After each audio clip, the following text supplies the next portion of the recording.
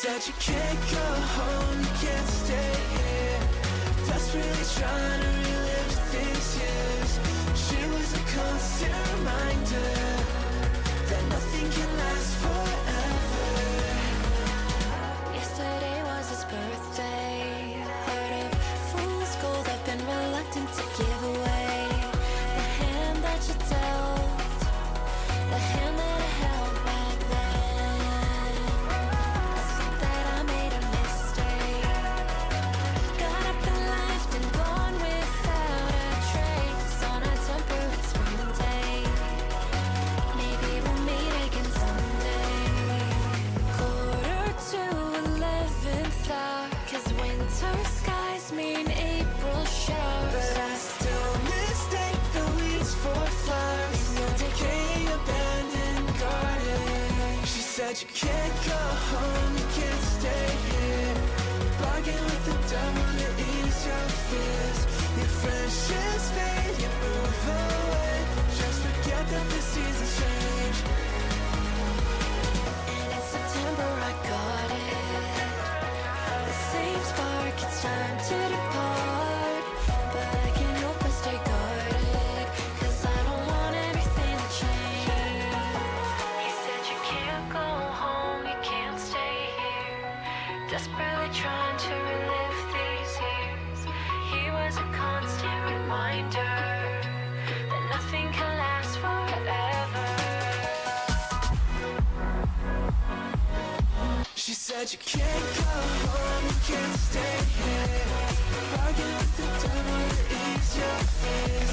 Your friendships fade, you move away. Just forget that the seasons change. Can't go home, you can't stay here. Universe moving too fast to care. She was born on a spring day. I forgot her name.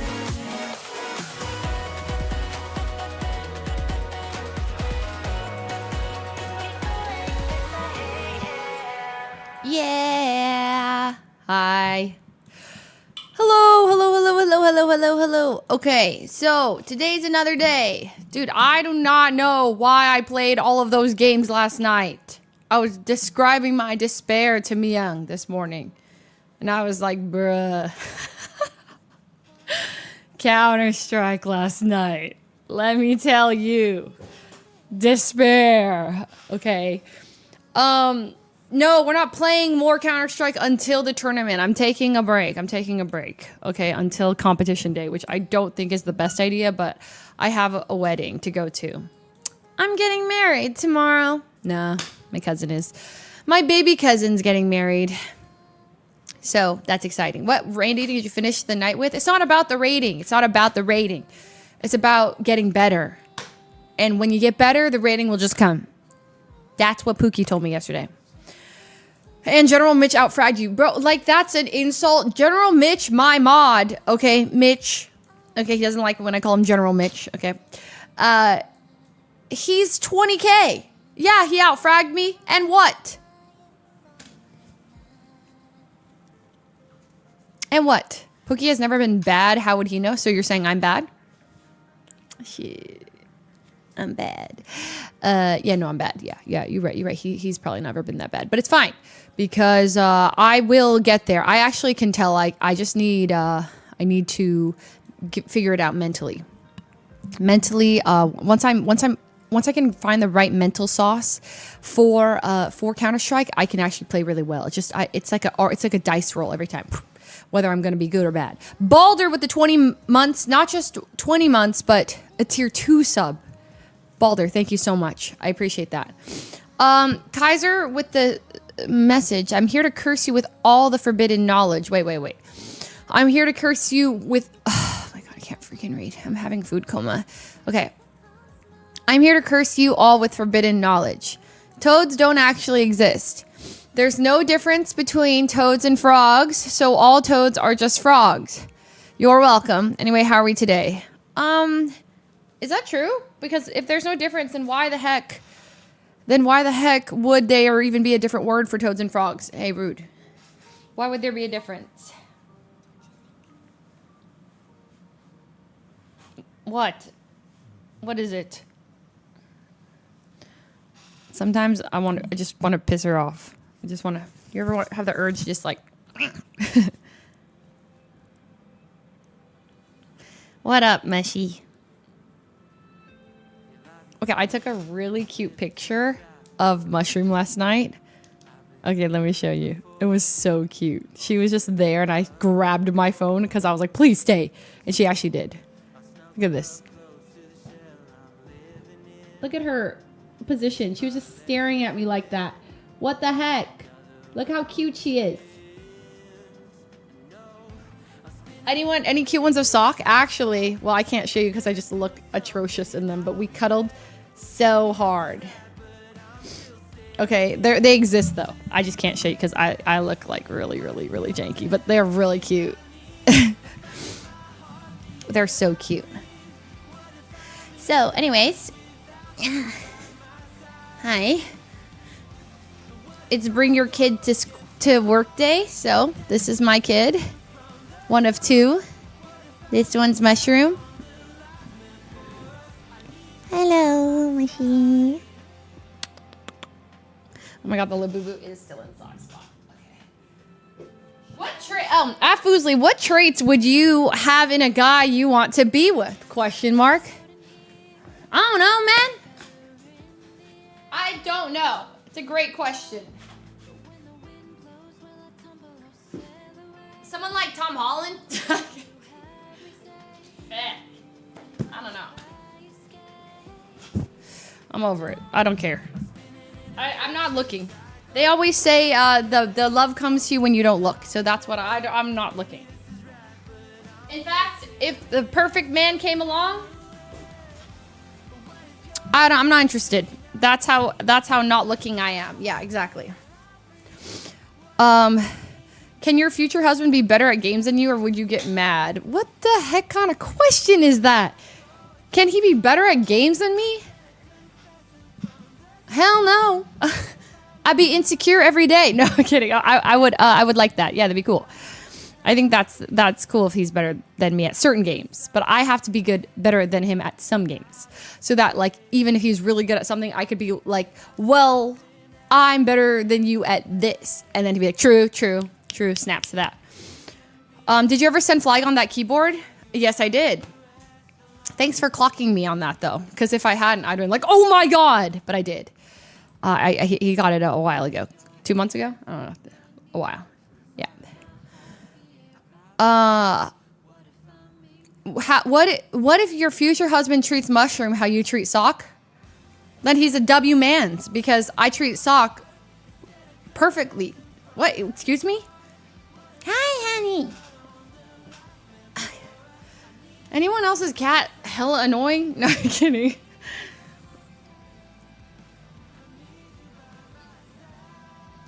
Like, sometimes I'm just like, dude, I just put you down on the ground and then you just crawl back up on me. Like, I want you. Pick up on my social cues. You're being clingy. Oh, hi, honey. Oh, see? And then when I go for a hug, she runs away. Also, today we did a really awkward song and dance. Like, I went this way and she tried to dodge me and she went left, and then I went left and then she went right, and then I low-key kicked her in the face, but like really softly. Like, we were trying to dodge each other and she was like, and it wasn't like a kick, it was like I ran into her face with my foot. And then she went, like, looked really scared. But we were trying to dodge each other because she just does this thing. She gets really sporadic, and it wasn't hard. It wasn't a big one. It was just like a, when you ever crash into your pets, because they move real weird. They're like, and then they go left twice, and she did that. Why is that why her face is flat like that? No, that's her breed, bro. It's like I kicked her face in. That's just her breed. That's insane. Okay, so they gave you pink eye that one time, so it's deserved. No, it's not deserved. No one deserves to get pink eye. Actually, maybe some people, but not me. You're mean. Mods, can we handle that? No, I'm not mean. I'm kind. Actually, I'm nice. Actually, I am. Thank you. At Leslie, what do you think of Justin Bieber performance in Coachella? I'm easy to please. Loved it. I sobbed. I'll say it. I cried. I cried, screaming and crying at the same time while watching him singing So Sick of Love songs to him. Oh, God. I was not okay. I was literally screaming, I'm not okay! Into the void, by the way. Like, I'm not doing that to my friends. I don't want them to think less of me. So I'm just screaming towards this way, and they're over here in the back. So that was me. I mean, it was a beautiful thing. It was so cute. I'm a big Justin Bieber fan. I have been my whole life. So ever since I first heard him singing on the radio, and I was like, who is this girl? She is slaying. And that was because his voice was so high. I literally thought he was a woman. I thought he was a girl. That was a little girl that popped off. And I was like, whoa, she is killing this. And they're like, that's a boy. I was like, really? And then I looked him up. He was like 13 years old. I was like, whoa. And then I started watching his covers, and then One Time came out. Hey, me plus you. I'ma tell you one time. I'ma tell you one time. I'ma tell you one time. Girl, I love. Okay, anyways. I love Overboard too. Overboard, and I need your love to pull me up. I can't swim on my own. It's too much. Oh my God, so good. I would blast that song by myself because I thought nobody else liked that song. It wasn't like popular, so I would just I would sing that and always imagine and pretend I was the girl. Yeah, do you think I did not see Jamie crushing it on MasterChef? Oh my God. Holy crap. Jamie, I Gumdrop, is on the most recent season of MasterChef. The episode dropped today. Literally, I'm freaking out. It's so cool.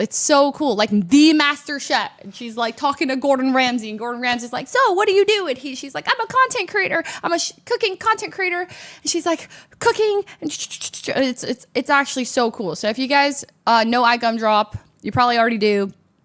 And you like MasterChef, even if you don't like MasterChef, how can you not? She is on the latest season. The season's just releasing, as in like the episode she's featured on. She's actually the thumbnail. I know.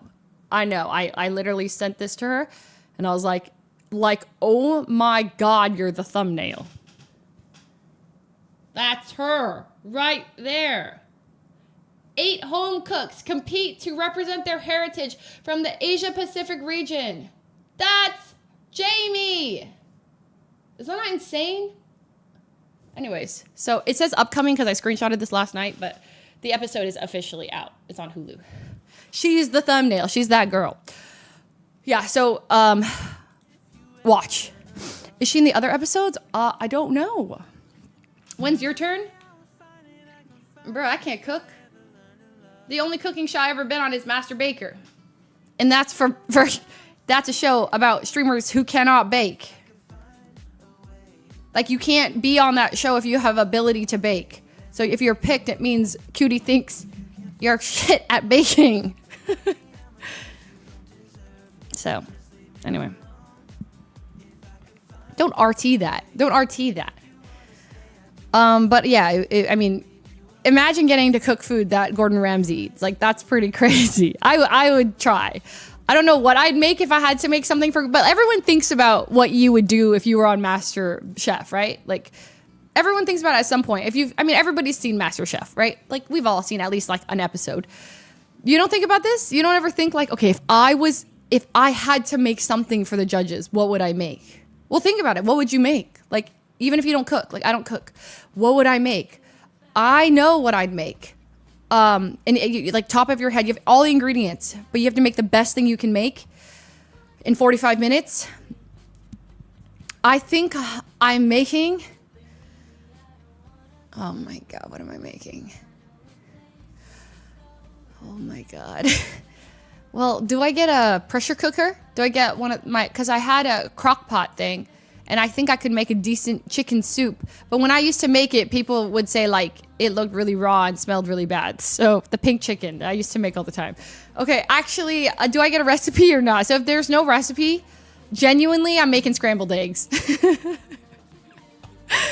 Genuinely, I think I'm making scrambled eggs. And that's all I got. I don't know what I can make. Pasta? Like off the top of my head. Pasta? Oh my god, I can't cook. At all. Oh, I can make quesadillas. I'd make the quesadillas. I'd make the Coachella quesadillas. Mia and Yvonne made. It's the most recent thing. I got it. No, with a little chicken bouillon. Is that what you say? 4 scrambled eggs, a little salt, little pepper. Boom, boom, boom. Take the quesadillas, and then you get a little Mexican cheese, and you put the thing on the thing. Scramble the eggs, boom, and cover the thing. Boom, boom. Take it out. Cut it into 4s. It's perfect. Oh, add some ham. You boiled water. Well, yeah. W. Keyword Yvonne. Wait, no. Ask Yvonne. I actually helped so much. I'd make ramen. Shin ramen from the bag. My shin ramen's fire. I gotta say it. Oh, mackerel. Air fried mackerel. Dibs. I make an air fried mackerel with lemon. Yeah. Okay. So, today is a day. Okay. So we're gonna be getting coached by Joe. Okay, I need everybody to be nice to Joe because he just asked me how to collab stream. So he's more I don't know if how good how much he knows about. I'm sure he's been streaming, but so we're gonna merge chats with him. So basically, when I was first learning Pokemon, I would go online and I found some videos, and he's really good at Pokemon. I'm going to not be retaining everything he says, and I doubt any of you will either. I take in about 10 to 20% of the things he says when he talks, but through that I do learn slowly. So just be, and then he said if you guys have questions to ask him too. And so we're going to just merge chats so he'll be able to see everything you're saying. But he's going to, he said he's going to get me to champion tier. And I said, how about we get out of Master Ball rank 4 first? Okay. And he hit me with a crying emoji. So I don't know what that means, like the sobbing one. So I think that's what he thinks about me. So, yes. May I ask how Patrick is? Right there. You see leaves, green? That's life. When that thing is yellow and there's no leaves on it anymore, well, that's when Patrick's dead. All right. So far we have life still. Patrick is living. I'm going to replace Patrick with a fake plant soon and always keep it in blurred vision. And the aperture of my camera is going to get lower and lower so that, is that right? So that it gets blurry and blurry and you'll never be able to see it. It's not fake, by the way. So, all right, we're going to go to the call. I've also never talked to Joe person to person. So apologies if I'm weird, but I'm not gonna be weird. I'm gonna be like, hey Joe. Okay, now I'm being like Squeaks, freaking rehearsing saying hi. Like, who does that? It's weird. Okay. Hello. What's up? Howdy doody. No, I'm just gonna be normal, okay? The more I think about this, the more I'm overthinking it. So let's just be normal. And then I'm going to, my one thing is I'm going to ask him really, really hard to please help me make an Azumarill team, a viable Azumarill team, but I'm also going to ask him to explain the team that he taught us. Anyways, I'll explain. Okay. I will explain it all in call. Okay. So are we ready? Do not be weird. We're not merging chats quite yet. Hello? Yo, what's up? How's it going? Hi, Joe. Nice to officially meet you. Wait, Frick, we've met. I went up to you at the regional. Okay, so yeah. Well, it's okay. We're meeting on Twitch. Meeting on Twitch, so it's basically yes. like, it's like the content meeting, I get it. There we go. Nice to meet you online. Okay, so I said I would explain how the shared chat goes. So basically, I'm going to send you a link, like it's a collab link, and you're going to click on it. Wait, are you live? Okay. Yeah. Okay. One moment. So I go to my dash. Wait, I feel like you should do it. So it's like practice. Okay. Well, is it just the giant button that says stream together? Wait, does it say, is there a button that says that?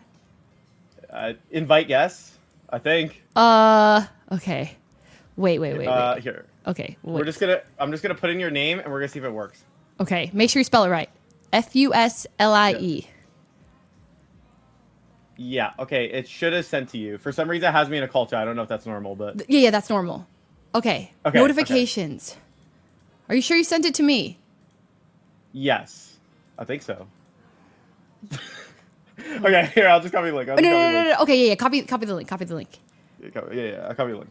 Okay, and then send it in the general chat. Yeah, I'm professional streamer for sure. So Yeah. You know how it is. Yeah. I Okay. found it. Okay, join the party. Okay, and then you're gonna mute your mic here, in this thing. Okay.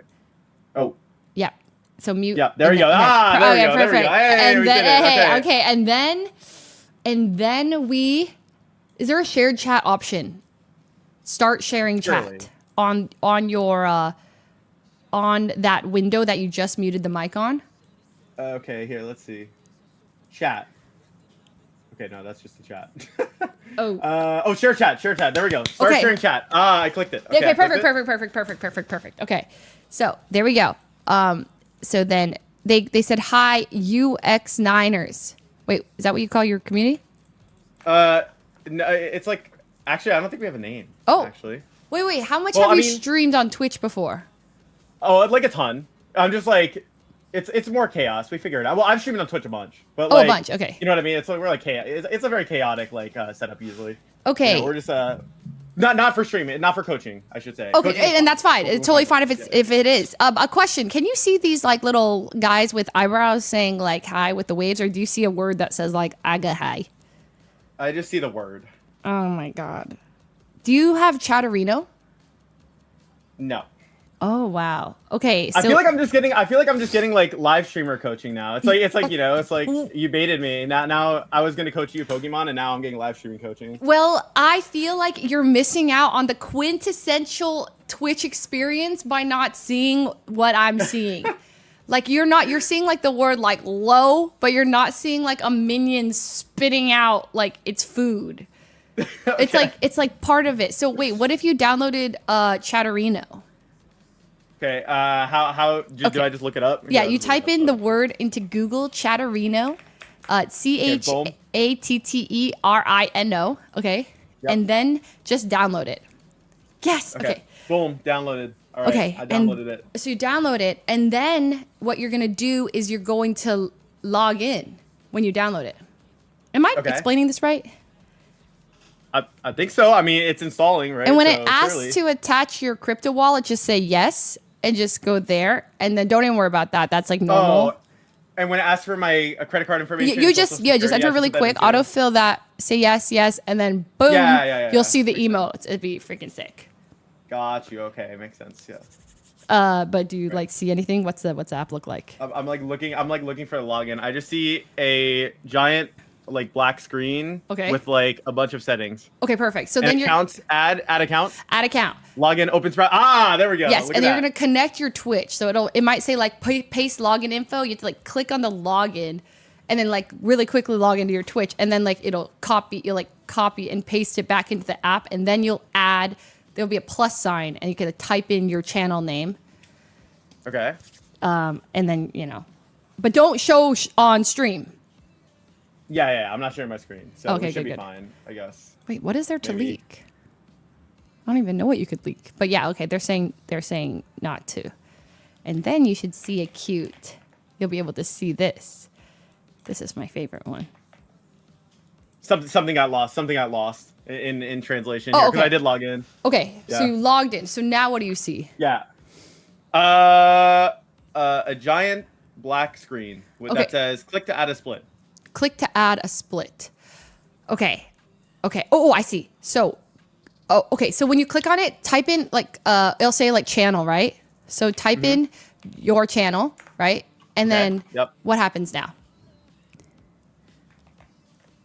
Oh wait. No, I don't see the. Wait, am I supposed to see Oda and it like says something? Because I just see the text as it is right now. You don't see a dancing on the hamster that's like No. frick. Okay, but because you don't have them added. Maybe is that because you have to? Oh man, this might be. Oh, it's a hedgehog anyway.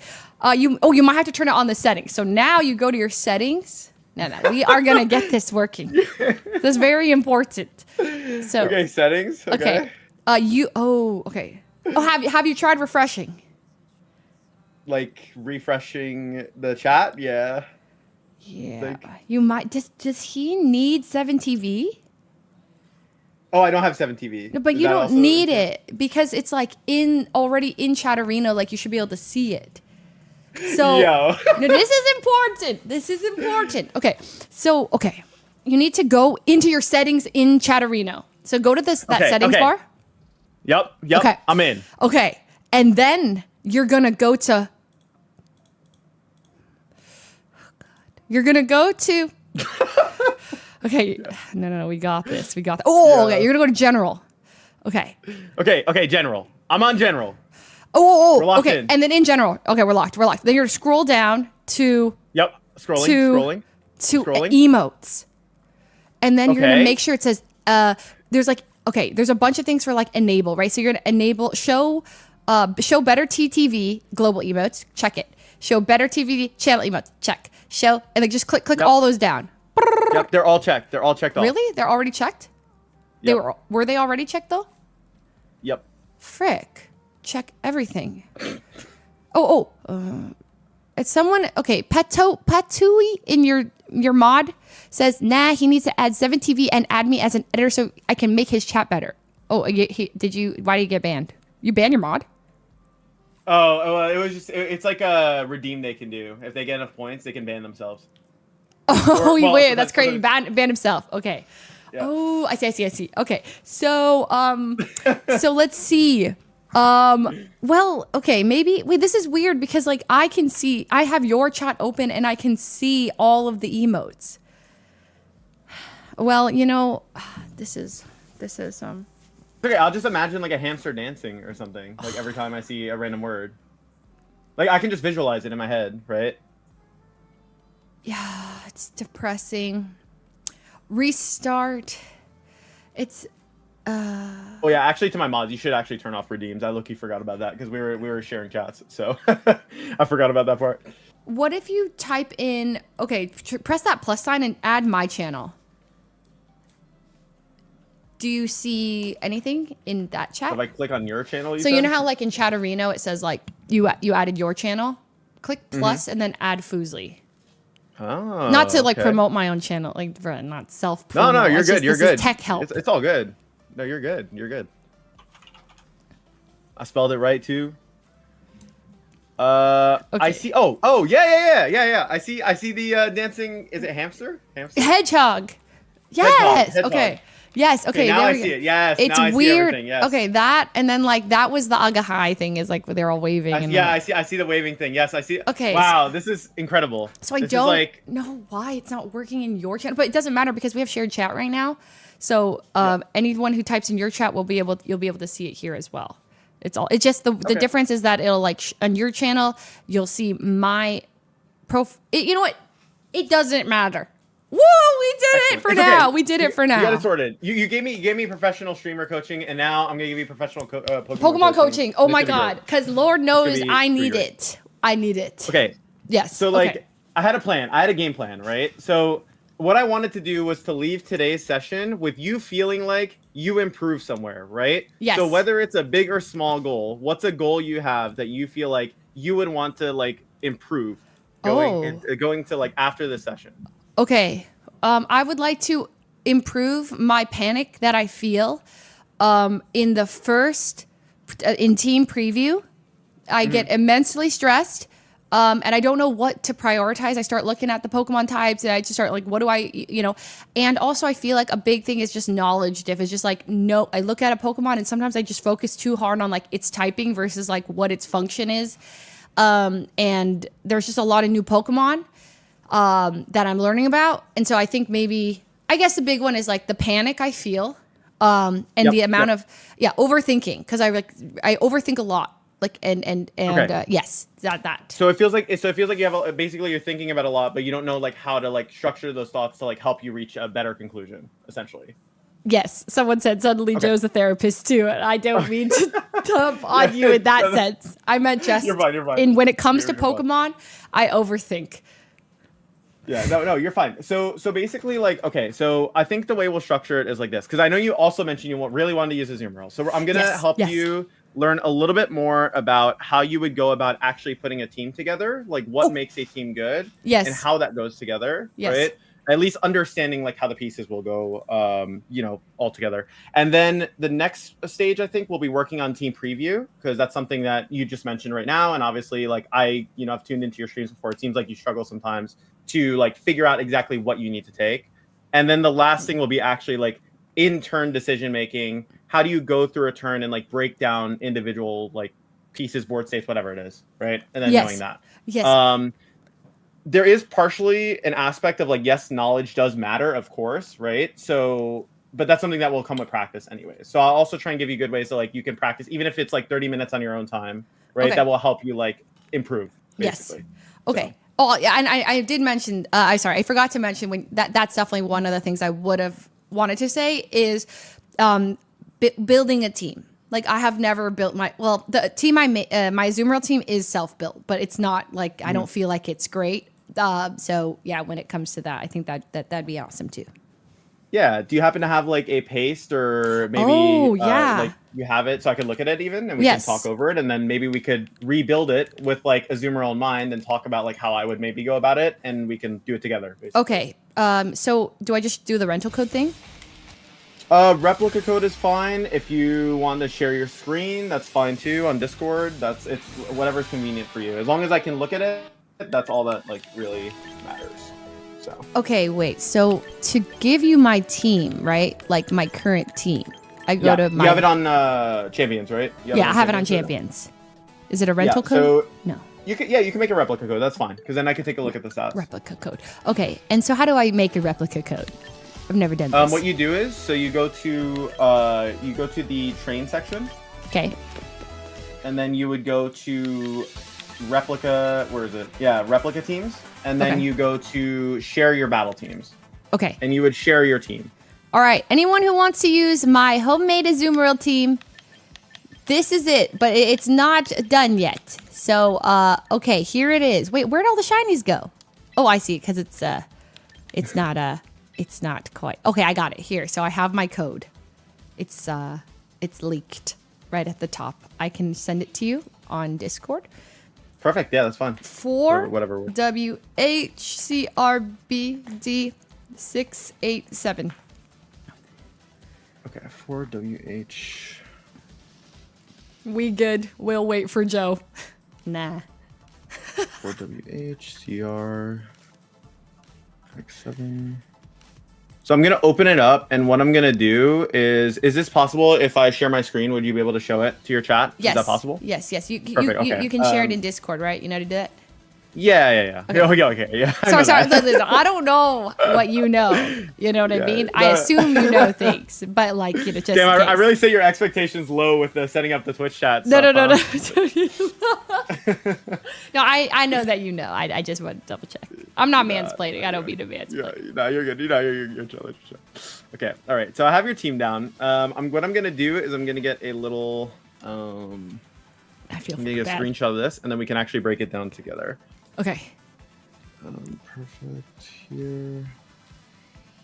And also, I'm aware like the Dragonite's like awkward on it. Like I can explain how I came up with the team. Yeah. I actually want you to explain the logic of it as well, because what we can do is we can break down like what I think was like strong parts of it, or like where it made sense, and then like parts where maybe like going forward you could like adapt. And then when we go into our own building, like building the team from scratch, right? Mm-hmm. We'll kind of incorporate some of that stuff there too. Also, for some reason, I just completely missed the letter, so I have to go all the way back. Wait, are you sure I didn't miss a letter? No, it's totally my fault, I think. Wait, let me double check. Yeah, it's totally my fault. It's totally my fault. RBD6. All right. 7. Okay. Perfect. Okay. So let me get a screenshot of this and then a screenshot of that, because I can't actually make the replica. Okay, perfect. So let's actually take a look at the team itself. I'm going to share my screen now so we can look at it.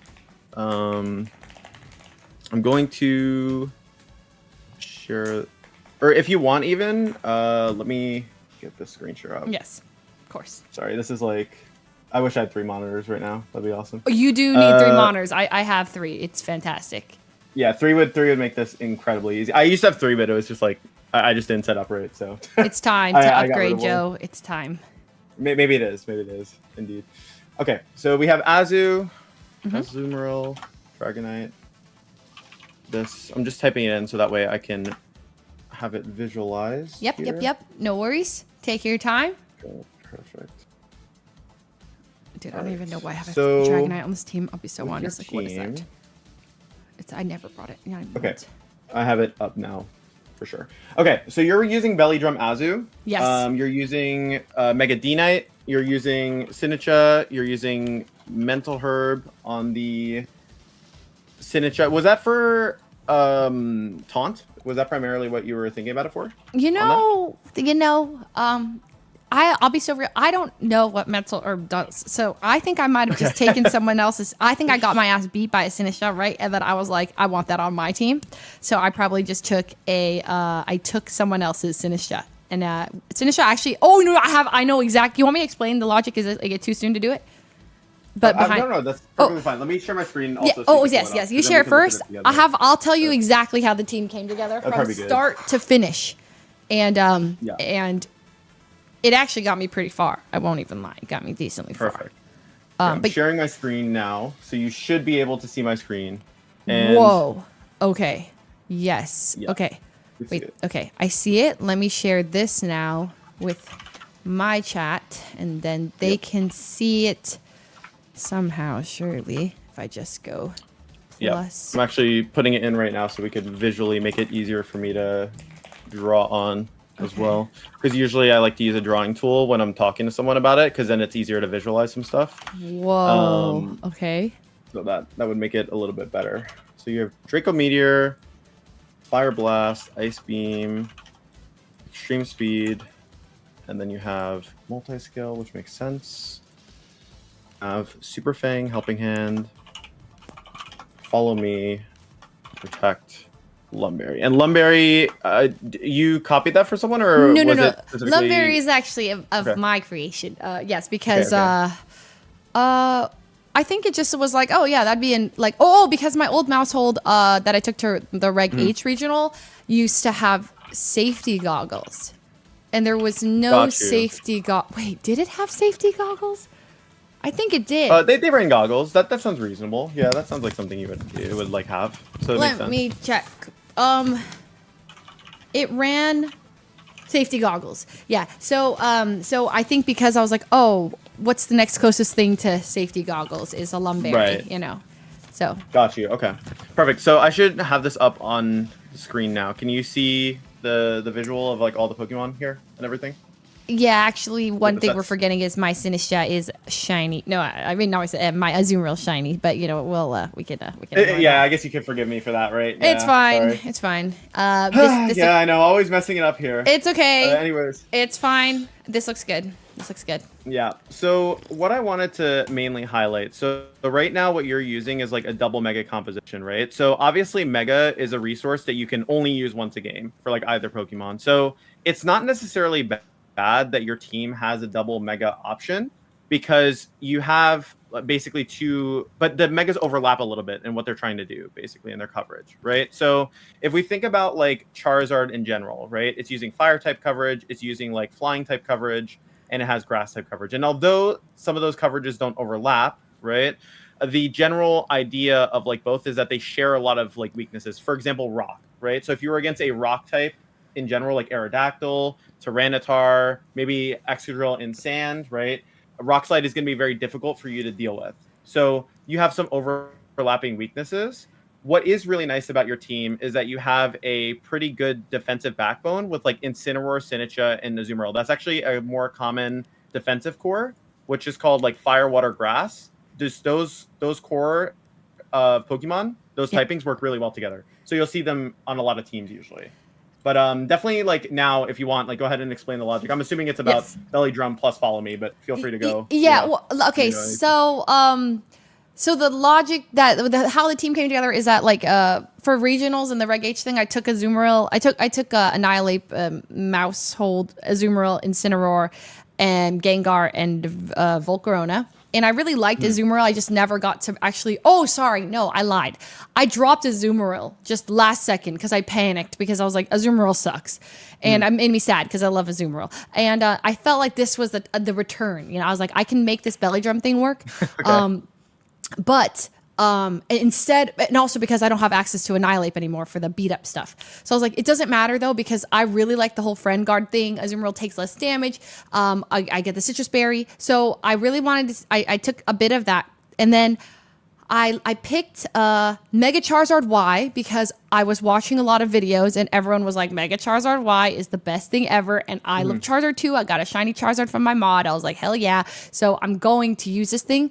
And I also really liked it because the solar beam thing, I was like, oh, this is sick because my biggest weakness now, I just kill all of the water Pokemon with solar beam. Boom. Okay. And I like the, weather. Everyone was talking about weather.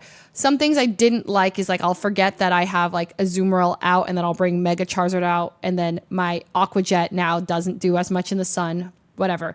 Sinistcha I brought in because it, like I said, I got beat by enough of them and they're so annoying. And I really like that if, say, for example, a Azumarill like took a lot or was like low, I could like bring in Sinistcha. This is kind of putting all my eggs in like one basket-ish. That's why I was like, okay, then I'll have like Charizard for like the damage. Dragonite, I just added for the hell of it. I actually don't like Dragonite on this team. The double, like there is no, I just picked it because I wanted people to be like, you don't know what Mega I'm actually bringing. I never brought Dragonite to a single fight except maybe once. And that's kind of it. Incineroar is just like, Incineroar. So, yeah, Incineroar does Incineroar things. Okay, it makes sense. Yeah. Yeah. So what I would say is immediately what sticks out to me. So you're trying to make Azumarill work with like the belly drum niche, right? You're basically saying, I'm going to follow me, set up belly drum, and I'm going to just hit your Pokemon for a lot of damage, right? Yeah. So it's interesting because the main reason why I would actually say Charizard has a little bit of anti-synergy with that is because you have Charizard Y that's setting up Sun, so it's weakening Azumarill's Aqua Jet, right? Yep. So typically you would want to have a like Mega that's going to either enhance what it's trying to do by supporting it or cover for its weaknesses, right? So for example, I would look at this and be like, okay, if Sun weakens your Azumarill's Aqua Jet, right? Then you would maybe want to have a Mega that can help deal with Charizard. Because it's weakening your Aqua Jet, right? Right. Or it's weakening your water type moves. Yeah. So I should cut Charizard from the team. Yeah, well, that's probably where I'm gonna end up going with it. But like, yes, like happy to do it. Happy to do it. Yeah, sure. Yeah, there's more layers to it. So like, I think the idea that you have here of Maushold, like, I think there's a lot of stuff that can carry over well. So like, you have Maushold plus Azumarill that like work really well together. So I think the concept of having redirection plus Azumarill to set up belly drum is reasonable because you're using it as your main strategy. You want to set up the Azumarill for success where it can go for a bunch of damage. So our goal would be to flesh out a team where we can allow your Azumarill to do that, but you still have options if the Azumarill plan doesn't work because you can't always bring Azumarill to every matchup, right? I can't. So, yeah. Yeah, pretty much. Because there are going to be some times where basically they'll have like counterplay, right? So, for example, let's say like they have a Farigiraf that just completely walls it out. Yeah, Farigiraf, a great example, right? Farigiraf plus something, right? Yeah. When you're in team preview, you're essentially analyzing different Pokemon and you're saying, okay, can my strategy beat it, or do I need to go with an alternative mode, a different piece, right? And well-constructed teams basically give you multiple ways to win the game, essentially. Yeah. So even though Azumarill might be the centerpiece of your team, you're still going to have a mode that doesn't depend on Azumarill, so that if you hit something where Azumarill isn't good, your team will still do well. Right. Okay. And when you see a double Mega team, right, the reason why they do this is because they want to have two Mega options so that in certain matchups, like let's say, for example, we look at the Mega Scizor and Mega Charizard teams that are like Mega Charizard X teams. Mega Charizard X is really good into Charizard Y. It's really good into, it can even get like big damage into a bunch of neutral Megas. It can be good into Dragonite if it gets a Dragon Dance up and goes for Dragon Claw into it. But also Scizor covers for matchups like Floette, right? That's in the meta. It covers for stuff like Frostlass, where maybe Charizard, even though it's a fire type and can hit it, right, might be pressured by blizzards or like some other pieces on the team ahead of time. So you have multiple ways to set up a team, essentially. Okay. Yes. Question. So you said Mega Charizard X is strong against Y, and is that because its dragon typing resists the fire? Yeah, so when it drops the flying typing, it gains the dragon typing, right? And it's Right. going to quad resist fire moves from the opposing target. So you're Quad. taking way less damage. Quad resist. Why would it Yeah, quad because resist? dragon and fire resist fire. Oh my god, they do. Okay, yes, got it. Okay. Yep. So Okay. that would be where it comes from. But now what I want to do, so I'm gonna try and do it in a streamlined way so that we can kind of take it through piece by piece of like what a team construction would look like. Yes. So let's say we're starting with Azumarill, right? So your idea is Azumarill is really good in this belly drum role. The first thing you always do when you're trying to make a strong team around something is you're basically asking yourself a bunch of questions. The key to Pokemon really is actually asking yourself a bunch of questions, but knowing what questions to ask yourself. Right? Okay. So, for example, if I were to ask you, what are the 3 reasons why you want to use Belly Drum Azumarill? Like, what makes it good? Well, what makes it good is that it has a priority move, right? So it might be slow, but boom, priority in Belly Drum, Aqua Jet, bam. 2, it's slow. So when they use Trick Room, it's not actually a nerf to me, you know? Is that it's like it's kind of nice. Like I could then go off and do play rough. Also, fairy water just feels like really strong as a type. Right. And here's the other one. No one expects a Azumarill, so they won't be ready for it. And they're not intimidated by it.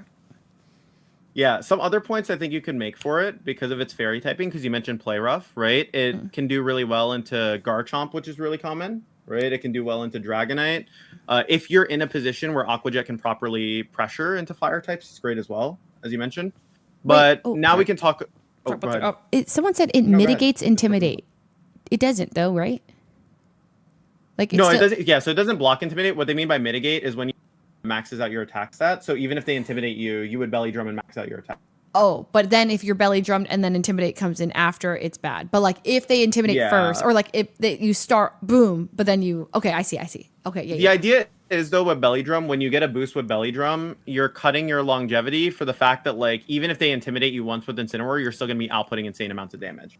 Got it. Is the idea. Yep. So you'll still be fine. But point being, so continuing from here, right? So with Pokemon teams, there's a couple different things you think about, right? Every team has different roles, right? So when we're breaking down roles and what they do, every Pokemon plays a part on the team. So like, for example, when you think of like why Incin is good, Incineroar is good because it provides support for other Pokemon. But to break it down, it has multiple different pieces within it that make it better. So for example, Incineroar having Parting Shot, right, allows you to get a partner in safely. Right. A pivoting option. So when you're switching with Parting Shot, bringing it back in, you're using Intimidate and you're using Parting Shot to cycle it in and out, reducing damage, other pieces, supporting your team, right? Right. And the idea from there would be you have members that fill out a bunch of different roles on your team. So Incineroar might play one part on your team, but you want your team to have a good amount of diversity between said roles while also supporting the initial idea you have. Now that's complicated at first, right? So usually what I like to do is have like a little checklist side that I just look at sometimes, or like I just mentally keep it in my head usually. But having a checklist for people who are trying to like learn is really easy. So there's a couple of different like small rules you can keep in mind that help you create a more stable team, right? Okay. So from the start, there's something called typing cores, which having a good typing core is really nice. So I mentioned earlier when you were showing me your team, Sinistcha, Incineroar, and Azumarill seemed really strong because you had access to fire, water, grass. Yes. Now, a typing core is strong because they cover for each other's weaknesses in their defensive profile. So, for example, let's say we had like Incin, Azumarill, Sinistcha. Azumarill is weak to grass and electric type moves. Obviously, it's weak to more, but in this case, grass electric for this example, right? Okay. Sinistcha can switch into that, or Incineroar can switch into the grass type moves. Yes. Incineroar is weak to fighting type moves. It's weak to ground type moves. It's weak to water type moves. Azumarill and Sinistcha can switch well into that. Yes. If you look at Sinistcha, it's weak to fire type moves. It's weak to ice type. Other Pokemon can switch well into that. So good teams typically have some kind of defensive backbone. Typing combinations like that are just one example of how you can do that. So like you might see some teams that like violate this or like don't like basically follow this rule. lot of teams will have like this kind of idea in there, and we're probably going to follow this just to make the team building a little simpler. Yep. One other typing core that also matters a lot that you can have on a team that helps make it better is Dragon, Fairy, Steel. And the reason why that core is good is because they have very similar defensive profiles to each other. Dragon is weak to Dragon and Ice, right? You have Steel, which can switch into both of those. You have Steel, which is weak to Fighting. You have Fairy, which can switch into that. And then Fairy is weak to Steel and Poison, and Steel types can switch into Got it. so on. Okay. Right? Yes. So those are just 2 common typing cores you can use. Now, let's talk a little bit about how we can expand. Sorry, Carrie. Yes. No, you're perfectly fine. And if you have any questions, please feel free to interrupt me. Like, Yes. it's not a problem at all. Fire, if there's anything water- that doesn't make sense, or you want me to explain? Okay, and then Dragon, Fairy, Steel is another one. Okay, and then if you have what if you do Dragon, Fairy, Steel, Fire, Water, Grass? Aren't you like perfect? Theoretically, it would be really good typing coverage, yes. Now, where it gets really interesting with Pokemon is, for example, Azumarill is a Water and Fairy type. So you might have already that core filled out with like 4 or 5 Mons, so then have more flexibility. Because, for example, a Pokemon like Sneasler doesn't fit in either of those typing cores, but it's on every team. So there are Pokemon that aren't in those cores that do well, but typically you'll see teams incorporate maybe one of those cores in there. Okay. Right? Yes. So yes. that's part of it. So let's build off this Azumarill idea. So your initial idea is you want to use Azumarill as the sweeper. It is the Pokemon that you are setting up to actually get a lot done. So our goal is to help assist Azumarill in doing that. Yes. So ideally we want something that can redirect away the attacks from Azumarill to let it, go for the belly drum for free. And we also want to have something that maybe helps us with that defensive typing core that we were talking about, or synergizes with Azumarill, avoiding overlapping weaknesses, or at least common overlapping weaknesses. Okay. Yes. Right? So that would be like the main objective there, essentially. Now, with the general idea of Azumarill, we want a redirector that is Port Azumarill sweeping and can help it last. Yeah. No, Maushold's an option, right? Oh. But I actually had a different Mon in mind. I don't know if you will like it or not. I don't know if you're a fan of it. I was gonna say Scovillain theoretically would work really well here, like Mega Scovillain. Because the idea would be Okay. Yeah. It's gonna sound crazy. But the idea would be Mega Scovillain provides you with a Mega Redirector that's going to essentially punish any Pokemon that targets into you with Spicy Spray. So Spicy Spray, what it does is when any type of move hits it, the Pokemon that attacked it gets burned. So if you click Rage Powder to protect your Azumarill, anything, any attack that goes into it. What about contact? It doesn't have to contact? Doesn't matter. It doesn't matter if it's contact special. It will always burn them. Okay. No matter what it is. Okay. Yep. So the idea would be is that let's say you have Azumarill and Scovillain in front of like double Rock Slide, or you have it in front of Earthquake or whatever. You could protect Azumarill and let Scovillain take the hit, so they get burned and they do less damage to you. Because burn cuts their attack in half. Right. Okay. Physical attack in half. Okay. Right. And because your idea is building around Azumarill, it makes sense for us to pick a Mega that's more supportive around that, rather than a Mega that's wants to be built around offensively. Right. If you take Zard Y, for example, the reason why Zard Y and Azumarill clash with each other is because Zard Y wants to use its Sun offense combined with other strong attackers that can do big damage next to it. So like Earthquake from Garchomp plus Heat Wave, right? Or Close Combat from Sneasler plus Heat Wave. But if you have the Mega Scovillain, you're now playing around this Azumarill game plan that you wanted to do to start. Oh my God. And you're supporting it better. Okay. Do you have any questions about that so far? Okay, wait. So you're saying scrap the mouse. We're bringing in this guy, and so Mouse, ugly, but he's ugly, which is okay. I can take it. I don't need him all to be cute, but because that's fine. So Scovillain. Now, here's the thing about it. Maushold has Friend Guard, right? And that is a way to reduce damage taken to Azumarill. But you're saying like we don't need the Friend Guard because let's just burn them. and then they're doing less damage rather than we take less damage. They're just doing less damage. So it's kind of like Friend Guard in an own twisted way. It's just like you're saying first turn wouldn't even be to do the belly drum right away. It'd be like protect and rage powder.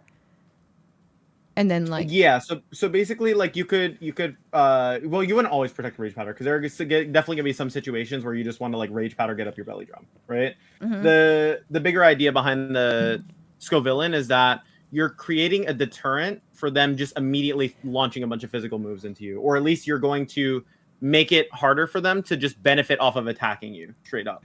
So it's like a weird like a position where they want to attack you because they want to hit you while you're setting up belly drum, but if you're rage powdering, they're going to get burned as a trade. Okay. And do I have to mega? Like, do I not get spicy spray if I'm just the regular Scovillain? Yeah, you don't get spicy spray if you're the regular Scovillain. You get moody actually. Oh, there is a really sneaky play I'm going to tell you about later once we finish building this out. But Scovillain gets access to Moody as its initial ability. Oh, hell yeah. So you can do a really sneaky move, which is you double protect turn 1, and you fish for a Moody boost on defense or special defense.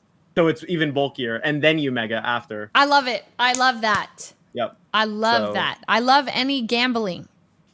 Yep. And so it is definitely a gambling. I'm in. Yeah. I'm in. Okay. Let's do it. So now, and also too, another nice thing about Scovillain, remember how I was telling you about typing cores? Look at the typing core that we already just filled out here. We filled out fire, water, grass, and 2 mons. 2 for already. 1. Right? We're so good. you've basically now created a really strong typing core between these two where they support a lot of each other's weaknesses.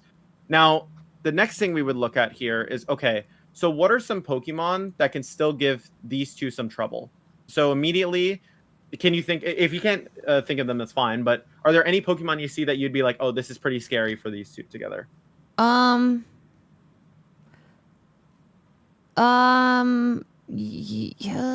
Okay, wait, let me think. Well, I'd think about what's scary for Azumarill, and then I think about like grass, but then grass isn't that scary for like Scovillain, right? So then so then I think about what's scary for Azumarill again, and then I think about what's strong against water is grass. Here, I'll make it easier for you. Okay, so yeah. you memorize typings, right? You know, like Yes. Okay, what is Fairy weak to, typing wise? Steel and poison. Okay, steel and poison. What is Poison, grass weak to? Poison, right? Poison. And which mon is spamming a ton of poison moves in the format? Sneasler. And as well too, we mentioned that something setting up Sun would be difficult for Azumarill. Do you remember what that was? Yep, Charizard, right? My op, Charizard, formerly on my team, is now my op. Yeah, we'd hate that guy. And can Scovillain properly respond with grass and fire type moves in the Charizard? Probably not, right? Like, right. They're not going to be doing much damage in return. Right. Yeah, so we want something that can directly check Charizard and check Sneasler as our next Pokemon. Right. And can add something to the team. So do you know of a Pokemon that could maybe hit Charizard and Sneasler super effective, is faster than them? Aerodactyl. And Aerodactyl. Perfect. Exactly. Yo! So Aerodactyl would be the mon of choice. Yeah, yes! Exactly. Because you gain a faster threatening Pokemon that can actually exert that pressure. And also, my question for you now, to build on this more, is do you think you would probably want to take Scovillain into a Charizard team? No. Wait. Well, I mean, would it be that bad? Because I get a little boost from their drought, don't I? And then like the grass sucks, but well, I mean, I feel like you're leading me to say no. So no. Yeah, kind of. Excellent. No, definitely would not think I would want to do that. No. So I'll explain why. So Charizard, Azumarill, and Scovillain, right, are primarily weaker to Charizard because it's setting up Sun, and Heat Wave pressures Scovillain like crazy. Solar Beam pressures Azumarill, but Aerodactyl is a direct counter to that. But if you're going to be leaning on Aerodactyl here, right, you would rather have it as a Mega option. Because one, it can still function without Mega if you really need to in some situation. But also, as a Mega option, it's going to give you a Pokemon that you can safely bring into the Zard matchups. And also, it gives you a speed boost, so it can outspeed all the faster Megas like Delphox as well. so you can rock slide into Delphox before it gets to move. Wait, where's the speed boost coming from? When Pokemon Mega, they gain some stats, right? So Mega Arrow actually has quite a considerable amount of speed added on. So regular Aerodactyl, you'll see here, is at like at max speed 200, right? And that still gets crept by a couple of Pokemon in the format. But Mega Aerodactyl is different. So it's tying with like Mega Gengar. Delphox is faster than it. But now when you take Mega Aerodactyl, it's actually the fastest speed tier in the format. So not a single Pokemon outspeeds us, pretty much. Except for like Scarf, Garchomp, and stuff like that. Oh my god. Okay. And would we run Tailwind on this guy or no? Yeah, you would. Because you want the option of Tailwind. And that's actually going to build into how we flesh this team out a bit more. And we also mentioned that it wants to be able to hit Sneasler, right? So dual Wing Beat gives us a strong option to be able to hit Sneasler. Yep. And the reason why we want Mega Arrow as well is Sneaslers right now are EVing to survive dual Wing Beat from regular Aerodactyl. They're running really, really bulky. Okay. But when Aerodactyl Mega evolves, it gets Tough Claws. And because dual Wing Beat gets the Tough Claws boost, it's strong enough to actually knock out the Sneasler. Plus, it gets an attack boost as well. Repeat what you just said, like that. Okay, 10 seconds. Okay. Yep. So, like base form Aerodactyl, right? Sneaslers right now actually run enough bulk to survive dual Wing Beat from like the very basic like Aerodactyls. When you Mega Aerodactyl, not only does it gain a stat boost, it also gains Tough Claws. And the way Tough Claws work is like the contact moves get an extra buff on top of them. So dual Wing Beat hits even harder. Oh, wait. Oh, and so, okay. Dual Wing Beat is a physical move. And so we're going to Mega Evolve, and then we get an attack boost from the Mega, just a stat boost. And then Tough Claws on top of that makes Aerodactyl's contact moves do more damage. So got it. Exactly. Bam. And and the speed that we gain also gives us a good matchup into other Megas. Like, for example, maybe if you need to take it versus Delphox or Gengar in particular scenarios, you can be faster with your Mega Aerodactyl. So that way you have a secondary option that's helpful to your team. Okay. So now another thing is, by the way, Rock Slide is not a contact move, I should mention to you. It's not contact moves, by the way. I think Tough Claws is physical, actually. Here, I'm going to double check that. I'm mixing up two abilities, I think. Okay. Tough Claws. I always double check when I'm with all these random Mega abilities, because I know dual Wing Beat gets a boost for sure. Yes, it does increase the power of moves that make contact. So I was correct. Okay. Rock Slide does not get the contact move boost, and we don't need it. It's not contact. We'll flinch him anyway. Because Rock Slide is broken. Yeah, Rock Slide's just broken, so you want the move anyways. Okay. So going from here, we now have like a core like 3 Pokemon. So we have the idea of into the right teams. You have Rage Powder plus Azumarill setup, which is great. And now we have the idea of this faster Aerodactyl. So we want a partner or a couple partners that can work to flesh out this mode and make it even better.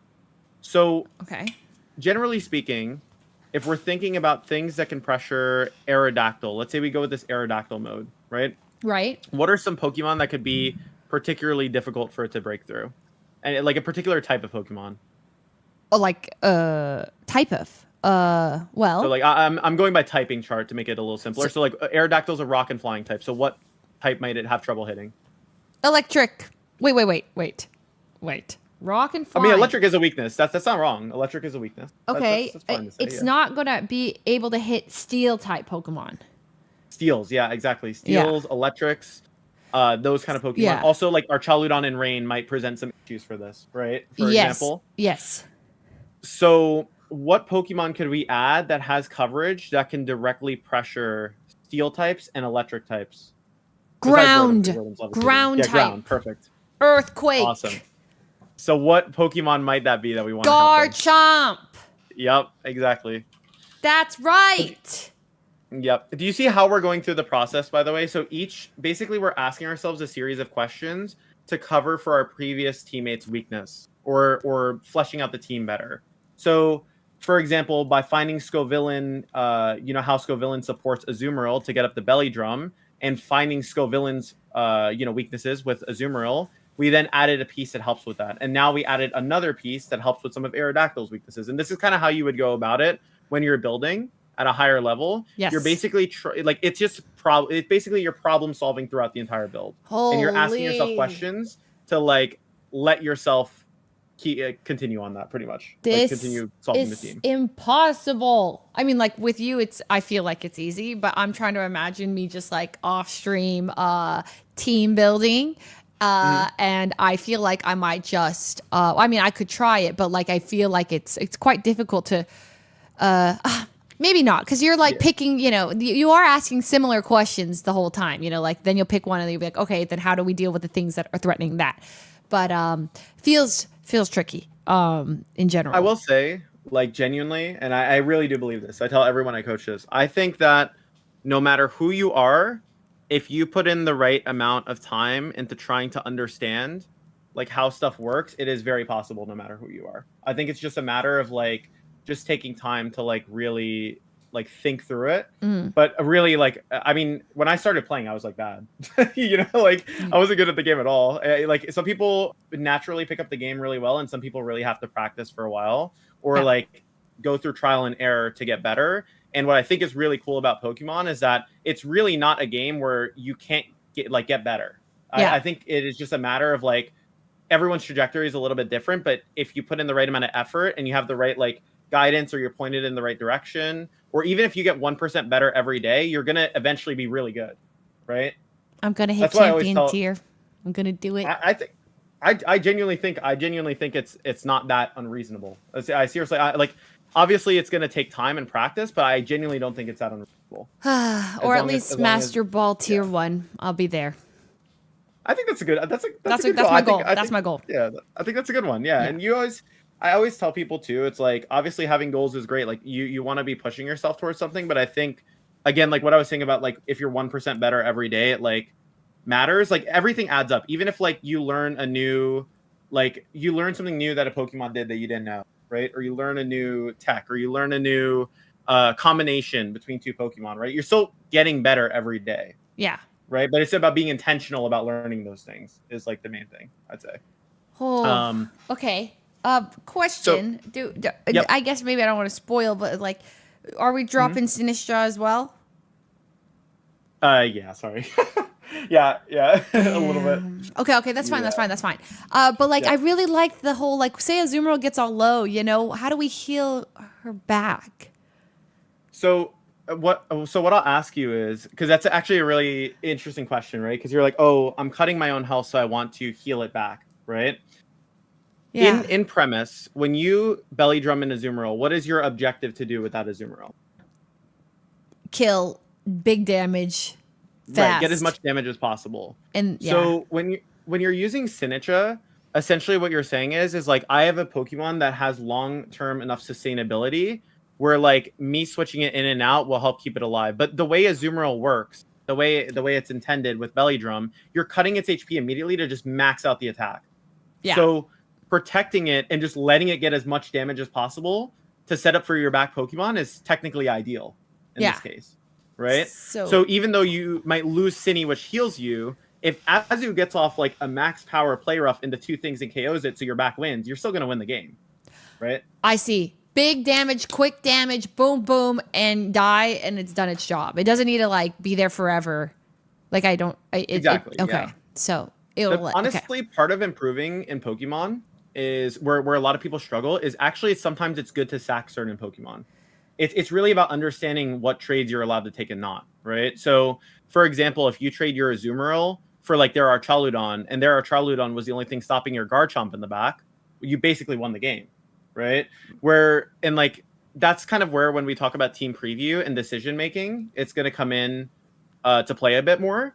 Okay. But at the very like basic level, because this idea is built around Azumarill getting set up and doing as much damage as possible, we're okay with not having a thing to restore its HP because we're trading effectively to set up for a back Pokemon. Got it.